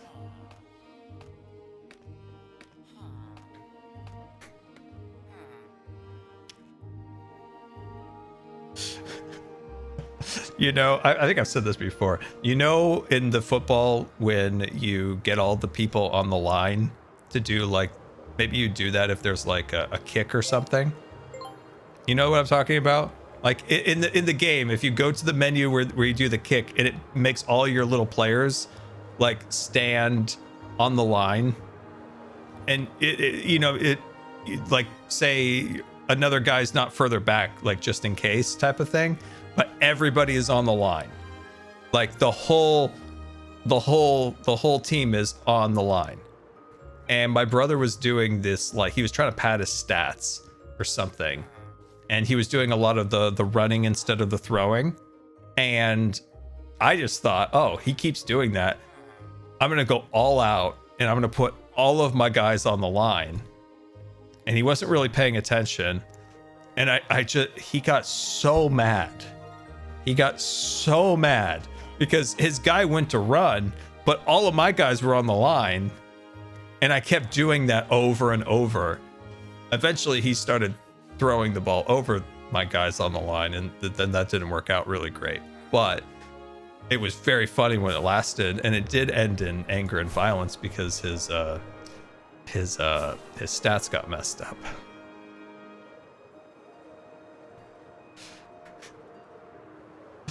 In the early days of Madden, I did that up to the computer once, and the AI did get kind of confused.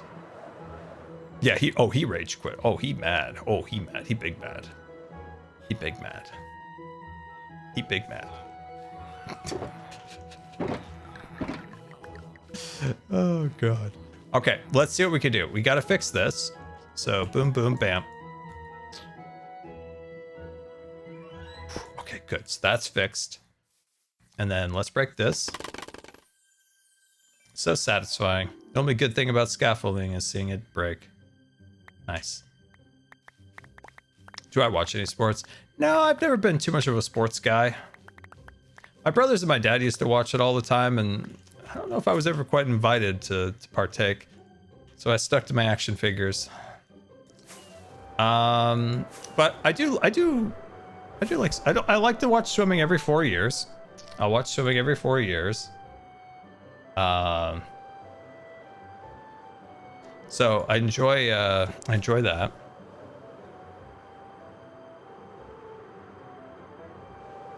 I'm wondering if we should also get the other villagers so we have 2 different coats. So we got teal coats, and I feel like we could use a little more variety in their coats. What do you feel? How are we feeling about that? What are we feeling like, huh?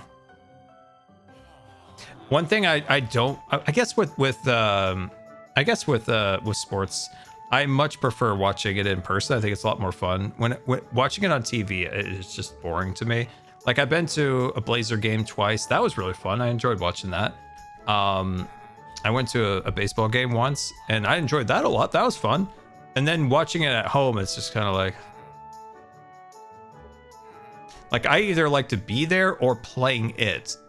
Watching it, it just never quite did it for me. But a lot of people get a lot of enjoyment from sports, and that's awesome. It's just never been quite my thing.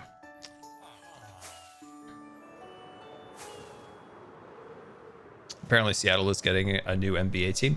Didn't they have a team?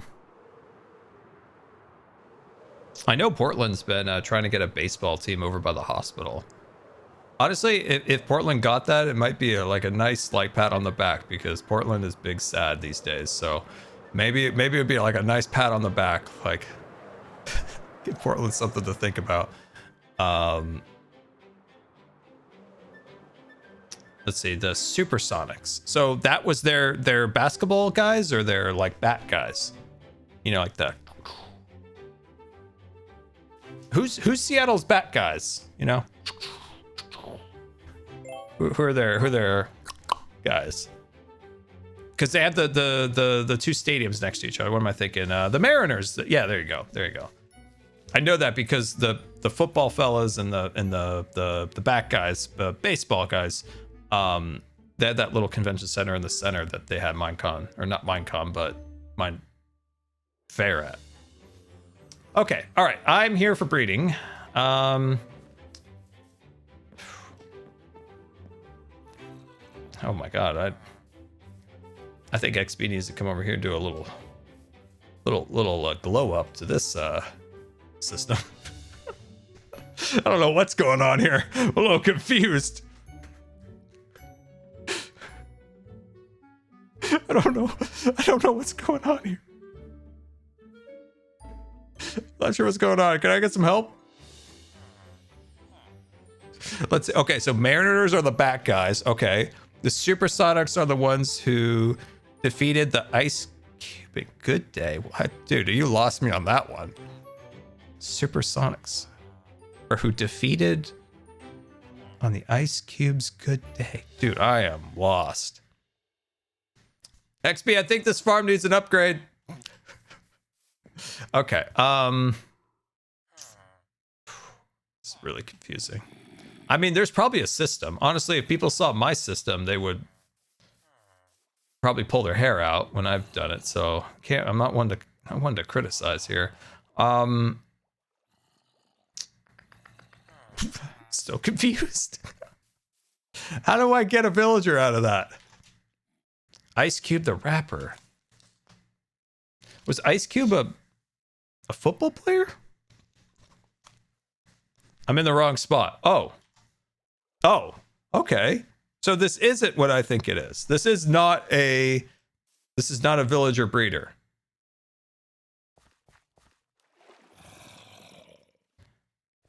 I am so confused. I'm gonna go get some wheat.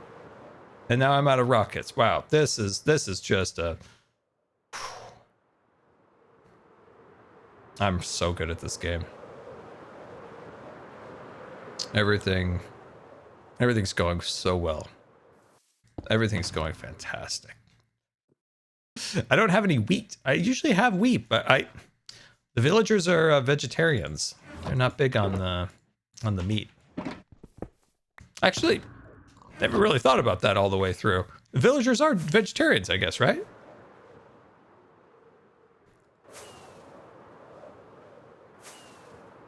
They don't, if you handed them a pork chop, I don't think they'll oblige.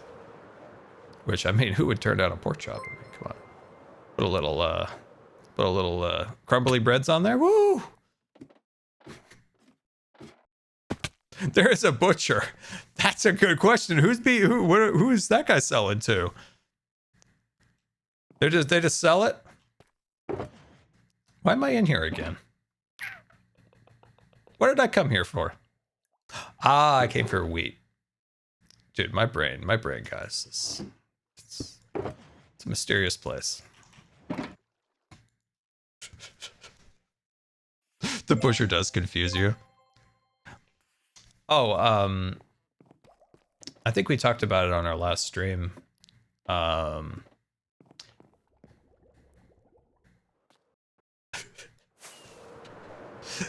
I told Cub this, or Cub. All right, get close. We don't want anybody to hear this. Come on, everybody. Get close to the monitor. Okay, come on, huddle up. That's a sports term. I told Cub when we're in Seattle, he should leave little like postcards around the office, and it says, "Remember the fletching table."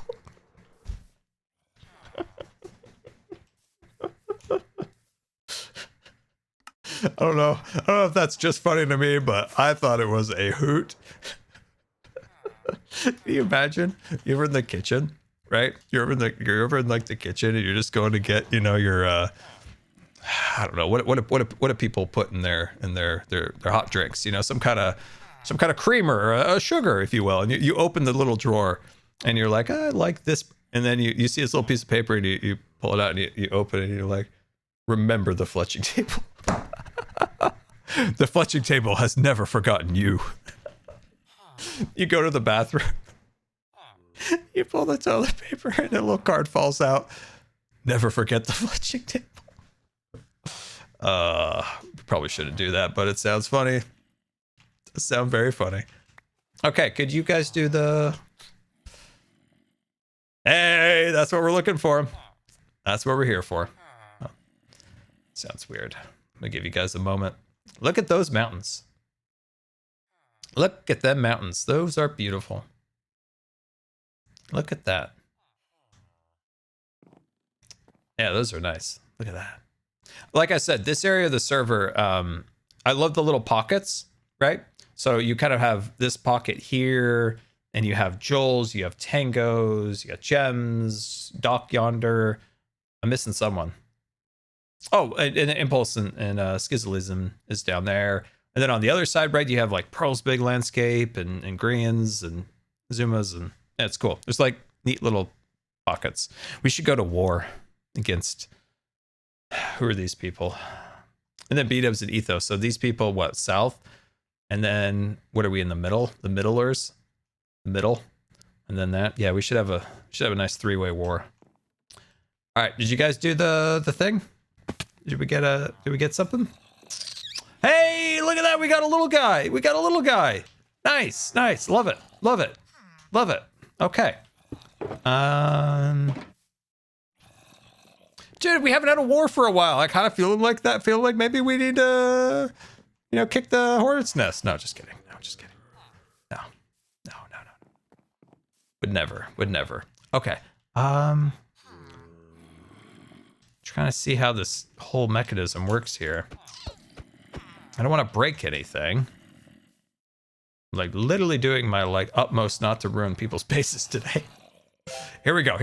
Big money. Okay, where does that even go? Don't tell me this line is to drown villagers. Don't tell me these things. Guys, I think this is to drown villagers. Guys, I think it's to drown them. Scar, what are you working on? Dude, I don't even think I could tell you what we're working on. I was talking about sports ball a minute ago. XB's a genie. I just bred these villagers, then I cannot get the baby out. It's just stuck there. I'm really confused.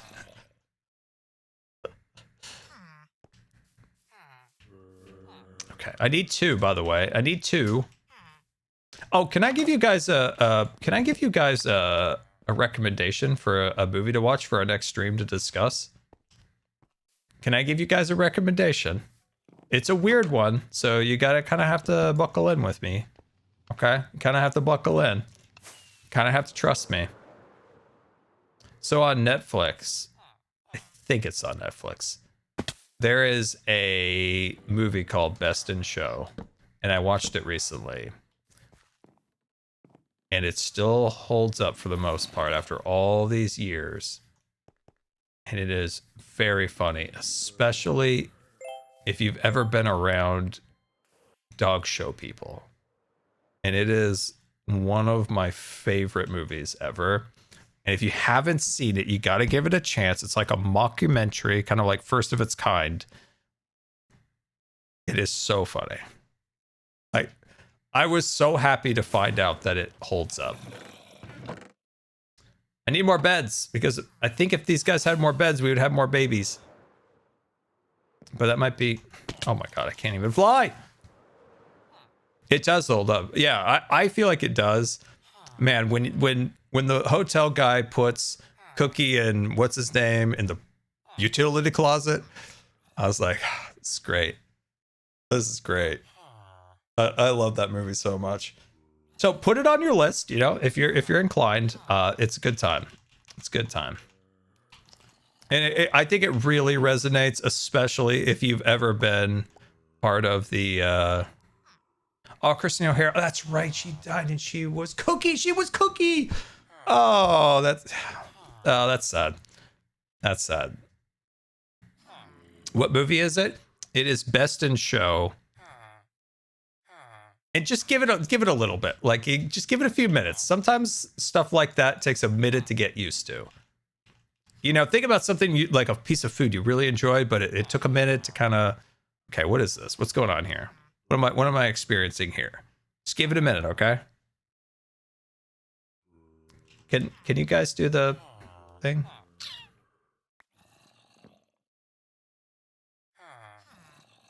Would that be okay?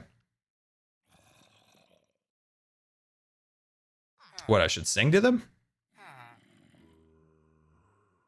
With a wolf and a purr, a baby was born. Cat dog, alone in the world without a little cat dog.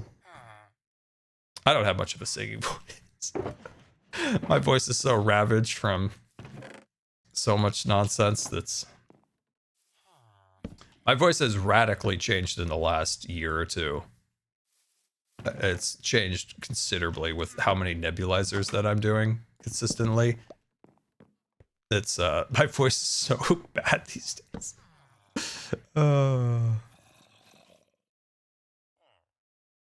on, you got all the bread in the world. I just had the one guy. They just made a baby? Well, we got the one baby. I need the 2. I need the 2. It's just a 2-year-old. Can you just get in that stinking minecart? I was so worried for a second that was going to go towards the drowning station.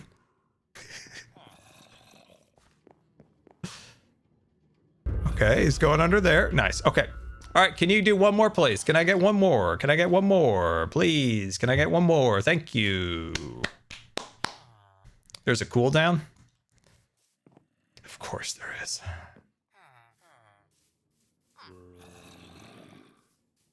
Look at a little silly guy. Look at him. Dude, I recorded a video yesterday. It will come out next week. I think you guys will enjoy it.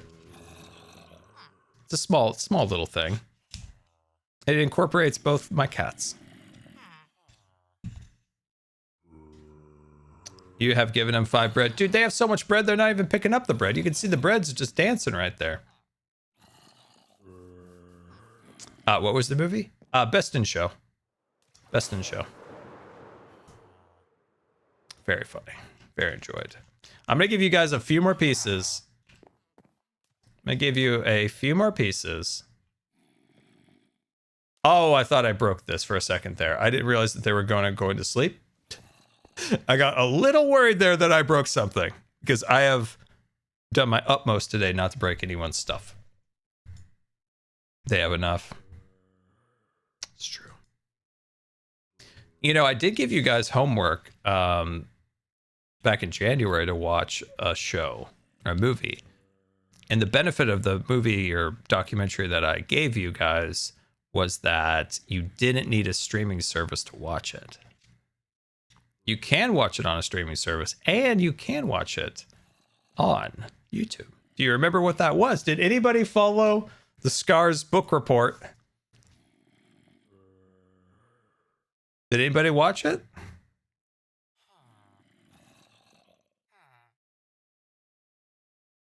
Did anybody watch Disneyland Handcrafted on YouTube? Because I did try to think of something that didn't have a subscription. Like if, you know, I felt like if you were watching me, you probably had access to YouTube. So I was like, get back here, mister. Oh, no, you don't. Oh, no, you don't. Don't get away. Nope, nope, nope, nope, nope, nope, no. He switched rails. He switched rails. No, get back here. Get back. Nope. Nope, don't bouncing on the beds. No bouncing on the bed. Nope.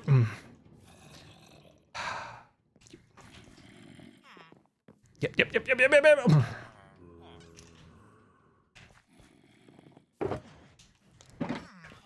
we go. You're stronger than you look. I'll give you that. Yo, don't go in the house. Don't go in the house. Okay, close the door. Oh, you can't open the door. You can't reach that doorknob. I swear that guy can't reach that doorknob. That guy can't reach that doorknob. Maybe I'm doing this dumb. Let me actually use my brain for a minute. Let me use my brain. I'm using my brain. Sometimes I got to remember that it's possible, and it's there. I mean, it's not just a decoration. Nailed it. Use my brain.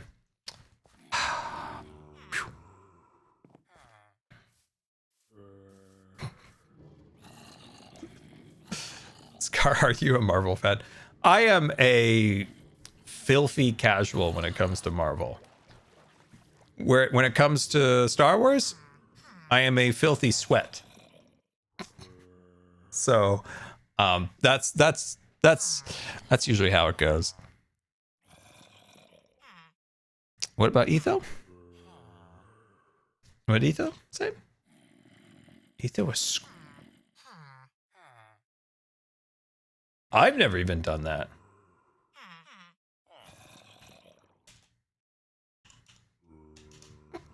I feel like we better just check to see if he's okay. I don't mind Marvel. Like I've never been like a super duper Cub. I've never been like a super duper super guy, but I enjoyed the Marvel movies. I think they got a little lost in the sauce, similar to what Star Wars did. They tried to flood the zone with as much content as possible to make Disney Plus appealing. And in that process, they kind of had a quantity over quality issue. And I think they think both Star Wars and I don't know how I got a piece of my wizard beard in my mouth, but I did. And I think they got a little bit out there. So I haven't really watched much Marvel in a while. I've not watched much. I'll be honest, I think Moon Knight might have been the last thing I actually watched. Oh no, I was excited for Secret Invasion, and then I watched the first episode and I'm like, are they always in the warehouse? They ever go outside? Like, I was kind of confused. I don't even think I made it through the full thing. Yeah, I don't think I made it through that. Well, no, I did watch Loki season 2, which it wasn't bad. It wasn't bad, but Loki season 1 and WandaVision are my two favorite Marvel things. Like I said, I'm not a super Marvel guy, so I know like true Marvel fans are like, what are you talking about? But those are my two favorite things. WandaVision and the first season of Loki were my two favorite Marvel things. I love those. I love WandaVision. and I loved season 1 of Loki. The world building around those two series just made me so happy. I loved it so much. It's also for the fact that I grew up watching old TV, like was represented in WandaVision. So I was like, I like that. I was like, I like that. That's cool. I thought it was a very imaginative show, and I thought it was cool. Loki's world building was, I love the world that Loki was. And I think I said this at the time that if I was working in WDI, I would have taken the TVA or TVA, whatever it was called, and I would have used that for a theme park attraction because it fits so well with a theme park vibe, especially going through the office, which could be a queue. The attraction could be going through the portals, and it creates like a really good like aesthetic that really takes you out of Today Land, which I hate. I hate when theme parks do Today Land stuff. So you take out of that world. Plus, TVA has really good branding, which makes for great merchandise. So it all around is like a perfect thing for a theme park. So when watching Loki, all I could think about was how to create a theme park attraction out of this show. I was like, how do I create a theme park out of this show?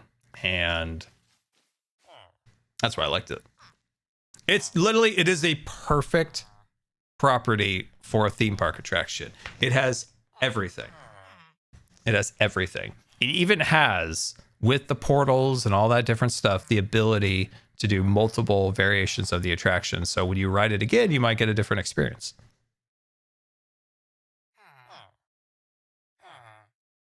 So I like those two. Those two were good. I have been meaning to watch the future guy with the mustache man. You know, the futuristic Marvel show that came out, you know, Mustache Man, everybody loves. Whatchamacallit? Whatever his name is. He was in The Mandalorian. Pico. Not Mumbo.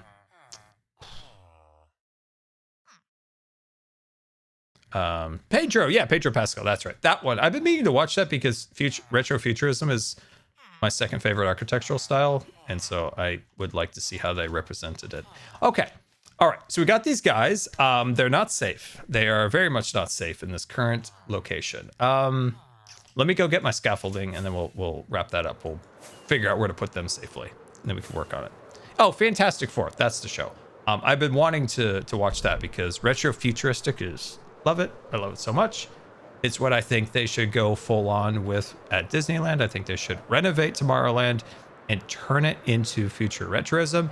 It's a style that doesn't go out of, it's an architectural style. It's a vibe that's not going to go out of style. Like if they were to match like today's architectural styles, like they've done in the past, where they try to mirror the reality that we're living in, and then it becomes boring and outdated.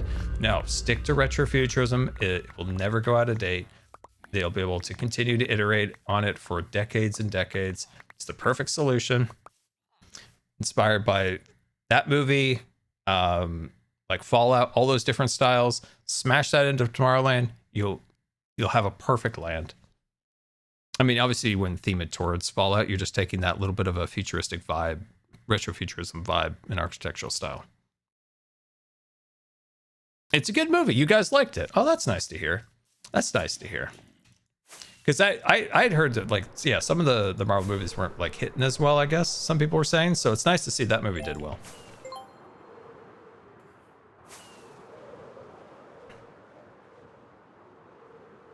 I love the Fallout TV series. I could never quite get in the game.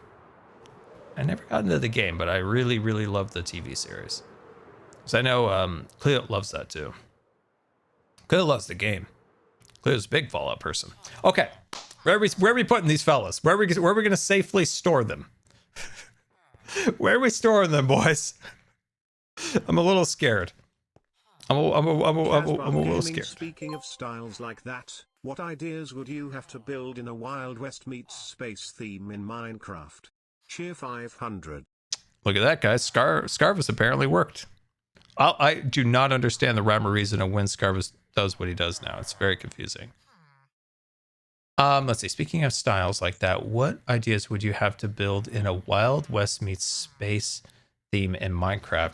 Well, I tried to do a Wild West meets sci-fi in Planet Coaster back in the day, but I had put so many trees in my Wild West area that it lagged out so bad I could never actually build the futuristic section of the park. Great series. I had so much fun doing that. Man, futuristic style is hard in Minecraft. Like really like stark futuristic style. One, genuine, like the audience doesn't really care for it. Like modern design is not really super popular with the audience, I found. It used to be. It's just a really like unpopular style like in the broader like Minecraft space. So it's difficult, one, to do that style, and it's even harder to do it in a way that like appeals to people. Like it's just not super popular. That would be a really tough challenge. Easy to do Wild West, that's easy, but doing a full like futuristic space theme, that's difficult. It used to be so popular. I've said this story so many times, but I'll say it again. I was on this public server back in like 2011, 2012, and these kids were arguing, and they were like, "You can't even do modern." He's like, "Yeah, I can. I can make modern." "No, you can't. You make wood houses. I make modern houses." "I can make modern." It's funny. What is happening? Let's smash my head. Ooh, I see a cub. I see a cub. Where is he?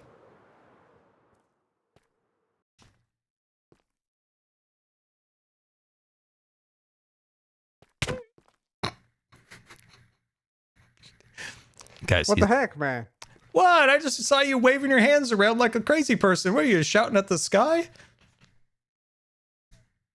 Counting, man. Counting. Oh, you're counting. Where were you counting? You're counting the tentacles? 1, 2, Yeah, I'm 3. seeing how many there are. Oh, okay. Maybe are you a little bored? No, dude, I'm placing stuff down for the NRL Championship coming up on the next couple days, man. Got banners and everything. I know, but you look like the Simpsons meme of old man waves his hand at the sky. Oh my god. What are you up to? Oh, I need somewhere to. I got villagers, and I'm trying to find somewhere to put them safe. I haven't found a place, but I got them. I got the villagers I want. It only took me good 2.5 hours. Which types of villagers did you get? The teal shirt one and the cream colored coat. So like like the taiga ones. So the one with Snowy like guys, yeah. I think they'll fit the vibe of my mountains. Up. Yeah. I might throw a pumpkin pie villager in there, maybe, if I'm feeling spicy. Mm-hmm. What's your what coat is your favorite? What coat of villager? Yeah, like what's your favorite like costume? I like the swamp guys with the lily pad on the head. Those are rare, right? Like you have to take villagers to the swamp and do breeding because there is no swamp village, right? Right. Yeah. So they got purple coats with some greenery, and they got the leaf on the head, lily pad on the head. Ah, Cub, I don't know if I've seen that one. I'm sure you have at some point. Just didn't make a big impression, I think. Sure. Yeah. Why did they not make a village in the swamp? I don't know. You'd have to ask them. Are we still on Cub for making the little remember the fleshing table cards to leave at the studio in? Oh yeah, for sure. We're still on for that. Yep. That's good. All right. Well, I don't want to disturb you. I just saw your hands waving over there, and I thought it was quite funny. Yeah. Thanks for stopping by. Yeah. All right. I'm gonna go see if I can keep my villagers from dying. Goodbye, Cub. All right. Good luck. All right. We gotta figure this out. Good Cub. Important Cub. I don't know how to get them where I need to get them. I need them down in the cave, but I'm like, how do I get them?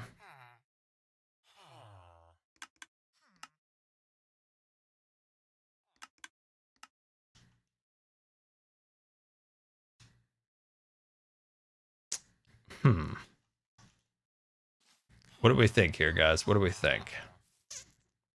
Do I want to just drop them down? Do I want to do that? Do I want to just drop them right through the ceiling?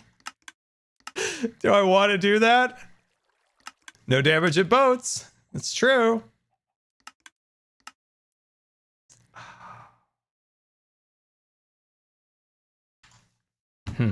Remember, you're excited for tomorrow? What's going on tomorrow? What's happening tomorrow? What's happening tomorrow? I don't know what to do.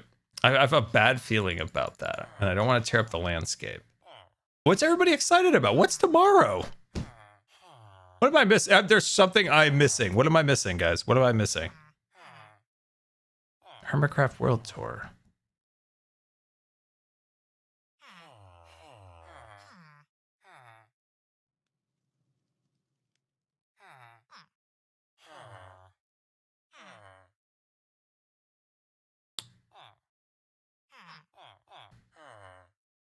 What again? I'm so confused. I feel like I'm missing something. What am I missing? There's a world tour. Okay, so there's a world tour with guests from the charity event. Oh my God, I remember now. I'm sorry. I'm sorry. I'm sorry. Okay, I got you. I got you. Dude, I was so confused. I don't even want to explain what went through my head where I'm like, season 10? I'm like, I'm so confused. Oh my gosh, oh my God, guys. I was big lost there for a second. I was big lost. Oh my God, that's funny. That's hilarious. Yeah, I was big time.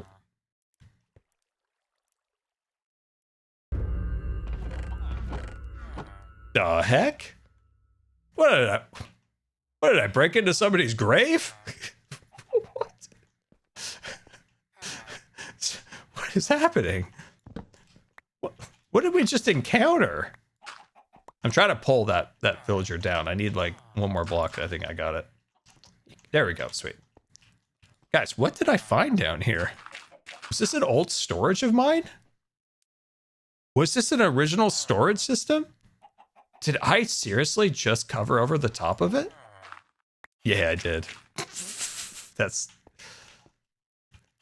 I'm not going to pretend that's not the first time I've done that. You have to be so big. I can't even get through here. That is ancient archaeology. Okay, guys, I completely forgot. That is right. Yes. Can I just finish talking about the world tour for 5 seconds without finding ancient discoveries? Okay. Okay, I think we're safe. Okay. Yes, that's right. Joe has been working hard on that. I have had so many other like projects in my head that that one, I'm like, Joe is in capable hands with Joe. He'll do a good job with that. And I completely forgot about it. I have been very occupied with so many things pertaining to the charity event that one I forgot about. I thought that was next week. But no, this week. That's exciting. Well, you guys will look forward to that. That'll be fun. That'll be fun. Lots of cool people. Seeing everybody's bases. I definitely feel terrible that I forgot it was this week. But I'm not going to beat myself up because I have had a very busy week. God, you reminded me. Yeah. It'd be cool. I always love when we have, I'm for sure embarrassed I forgot. But like I said, not going to beat myself up. It's been a long week. It's always fun when we have guests on the server. I always really enjoy that. Because, I don't know, there's a pride of like what we do on the server. Like everyone on the server puts in so much darn work, and it's nice to share that with other people. Especially people who appreciate it and stuff like that. Hey, there we go. Sweet. One more to go. I really hope they check out the wind chimes. Did you like the wind chimes? I know it's a silly thing. It's just a small thing, but it's something I've wanted to do in Minecraft forever, was add more audio and ambiance. And I remember, like, oh man, so many times I used to post pictures of hoppers on top of record players and be like, please give us this functionality, especially in 2020. I was like, no, don't die, you love life, life is full, life is precious. Oh god, they're alive, it's fine, everybody. No, don't die again. Okay, we did it. They're fine, everybody. And I just haven't done it because I always failed at getting the discs to work, or the horns. Like, I was always breaking them and it was never working. And now I've got a good tutorial on how to do it properly. And so I want to do more of them in the future. Should be cool. Perhaps healing pots. Hey, do me a favor. When B-Dip streams again, use the word healing pots. Just ask him about his favorite healing pot. Will he ever make a future healing pot shop again? You know, just for fun. For me.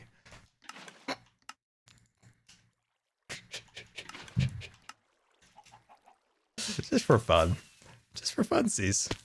Another piece of Scar homework. Yeah. I'm giving everyone homework. Nailed it. Guys, we've got villagers and they're not dead. They're safe. They're protected. One of them might need to see a doctor. Took a few head hits. Other than that, they are safe in the cave. Oh, I'm so happy. Look at them. They're loving life. They're living life to the fullest.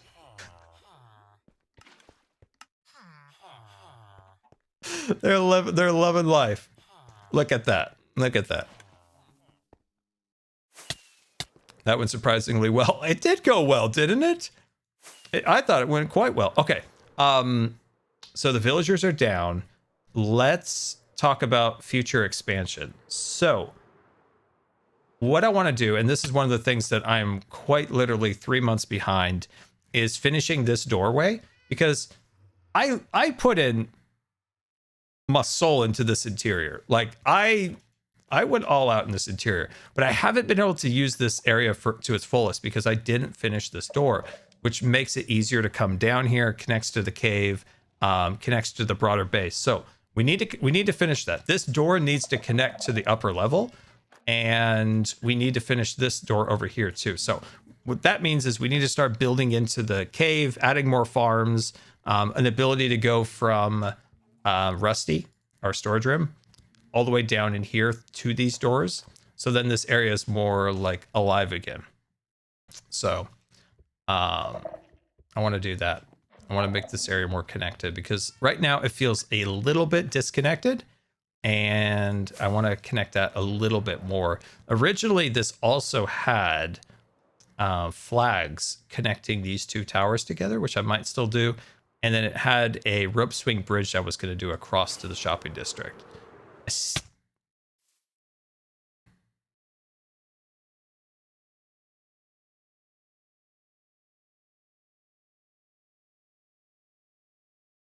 I must have really hit that tree. Oh, okay, guys. This is why I need to add those methods I just talked about with this door going up to the upper level with Rusty. If you die, you're basically stuck down here. There's no proper way to get up. Also, how high did I get? How fast did I hit that tree? I must have hit that tree at what? See, this is actually how you have to get back up. You have to go across here. You got to do a little parkour. It's a whole thing. So I got to get that done. Next stream, we're doing that. Also, for the love of God, how hard did I hit that tree? Was that Etho? Did he do something? I had one heart? No, I didn't have one heart. I had a full set of hearts. Strong heart. Strong heart and strong will. Oh my God. How do I even get across? I don't even know what to do. Do I even have elytras? Yeah, I do. I have some elytras. Okay. Is there any rockets? I just need a stack of rockets. There we go. There's some rockets. Okay. How did I only have 1 heart? Guys, I had a strong heart. Strong heart. You were telling me to eat. Was I stuck in a monologue? Was I not paying attention to chat? Was I in full monologue mode? I was. Okay, well that explains it. See guys, it's okay. I was in monologue mode. When in doubt, is Scar paying attention? No. Is he just not paying attention for no reason? Or is he in monologue mode? That makes a big difference, and depending on how mad we are going to be at Scar. Oh man, I really splatted everywhere. Do you think Minecraft will ever add gravestones? Probably not. That probably won't be a thing. But I'm sure wishing they had them right now. Sure wishing they had them right now. Okay, where is my axe? Okay, here's some more stuff. How are we feeling about gravestones right now, guys? I'm feeling like we should add them.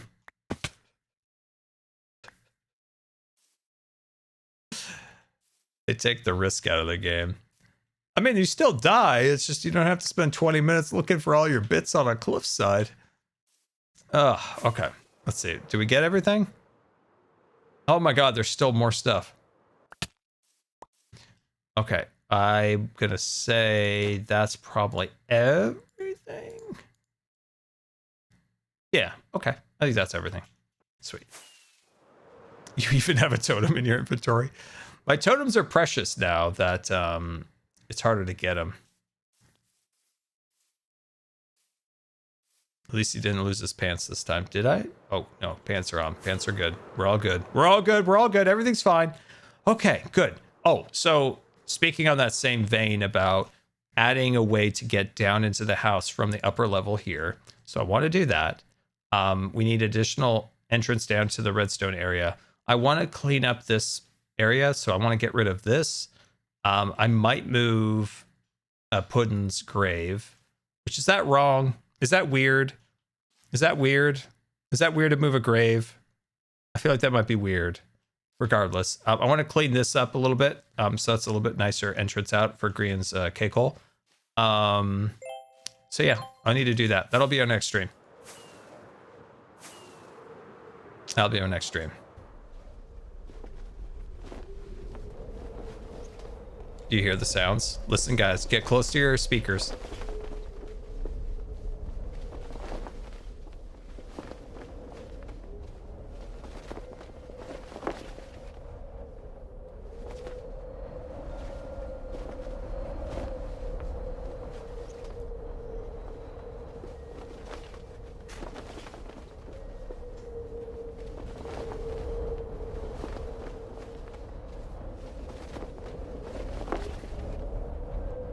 Where's the chimes?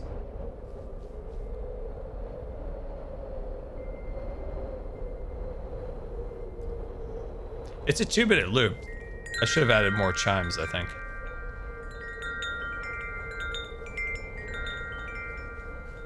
I love that so much. Oh god, I love that. I love that. Oh, the vibes of that are just so good.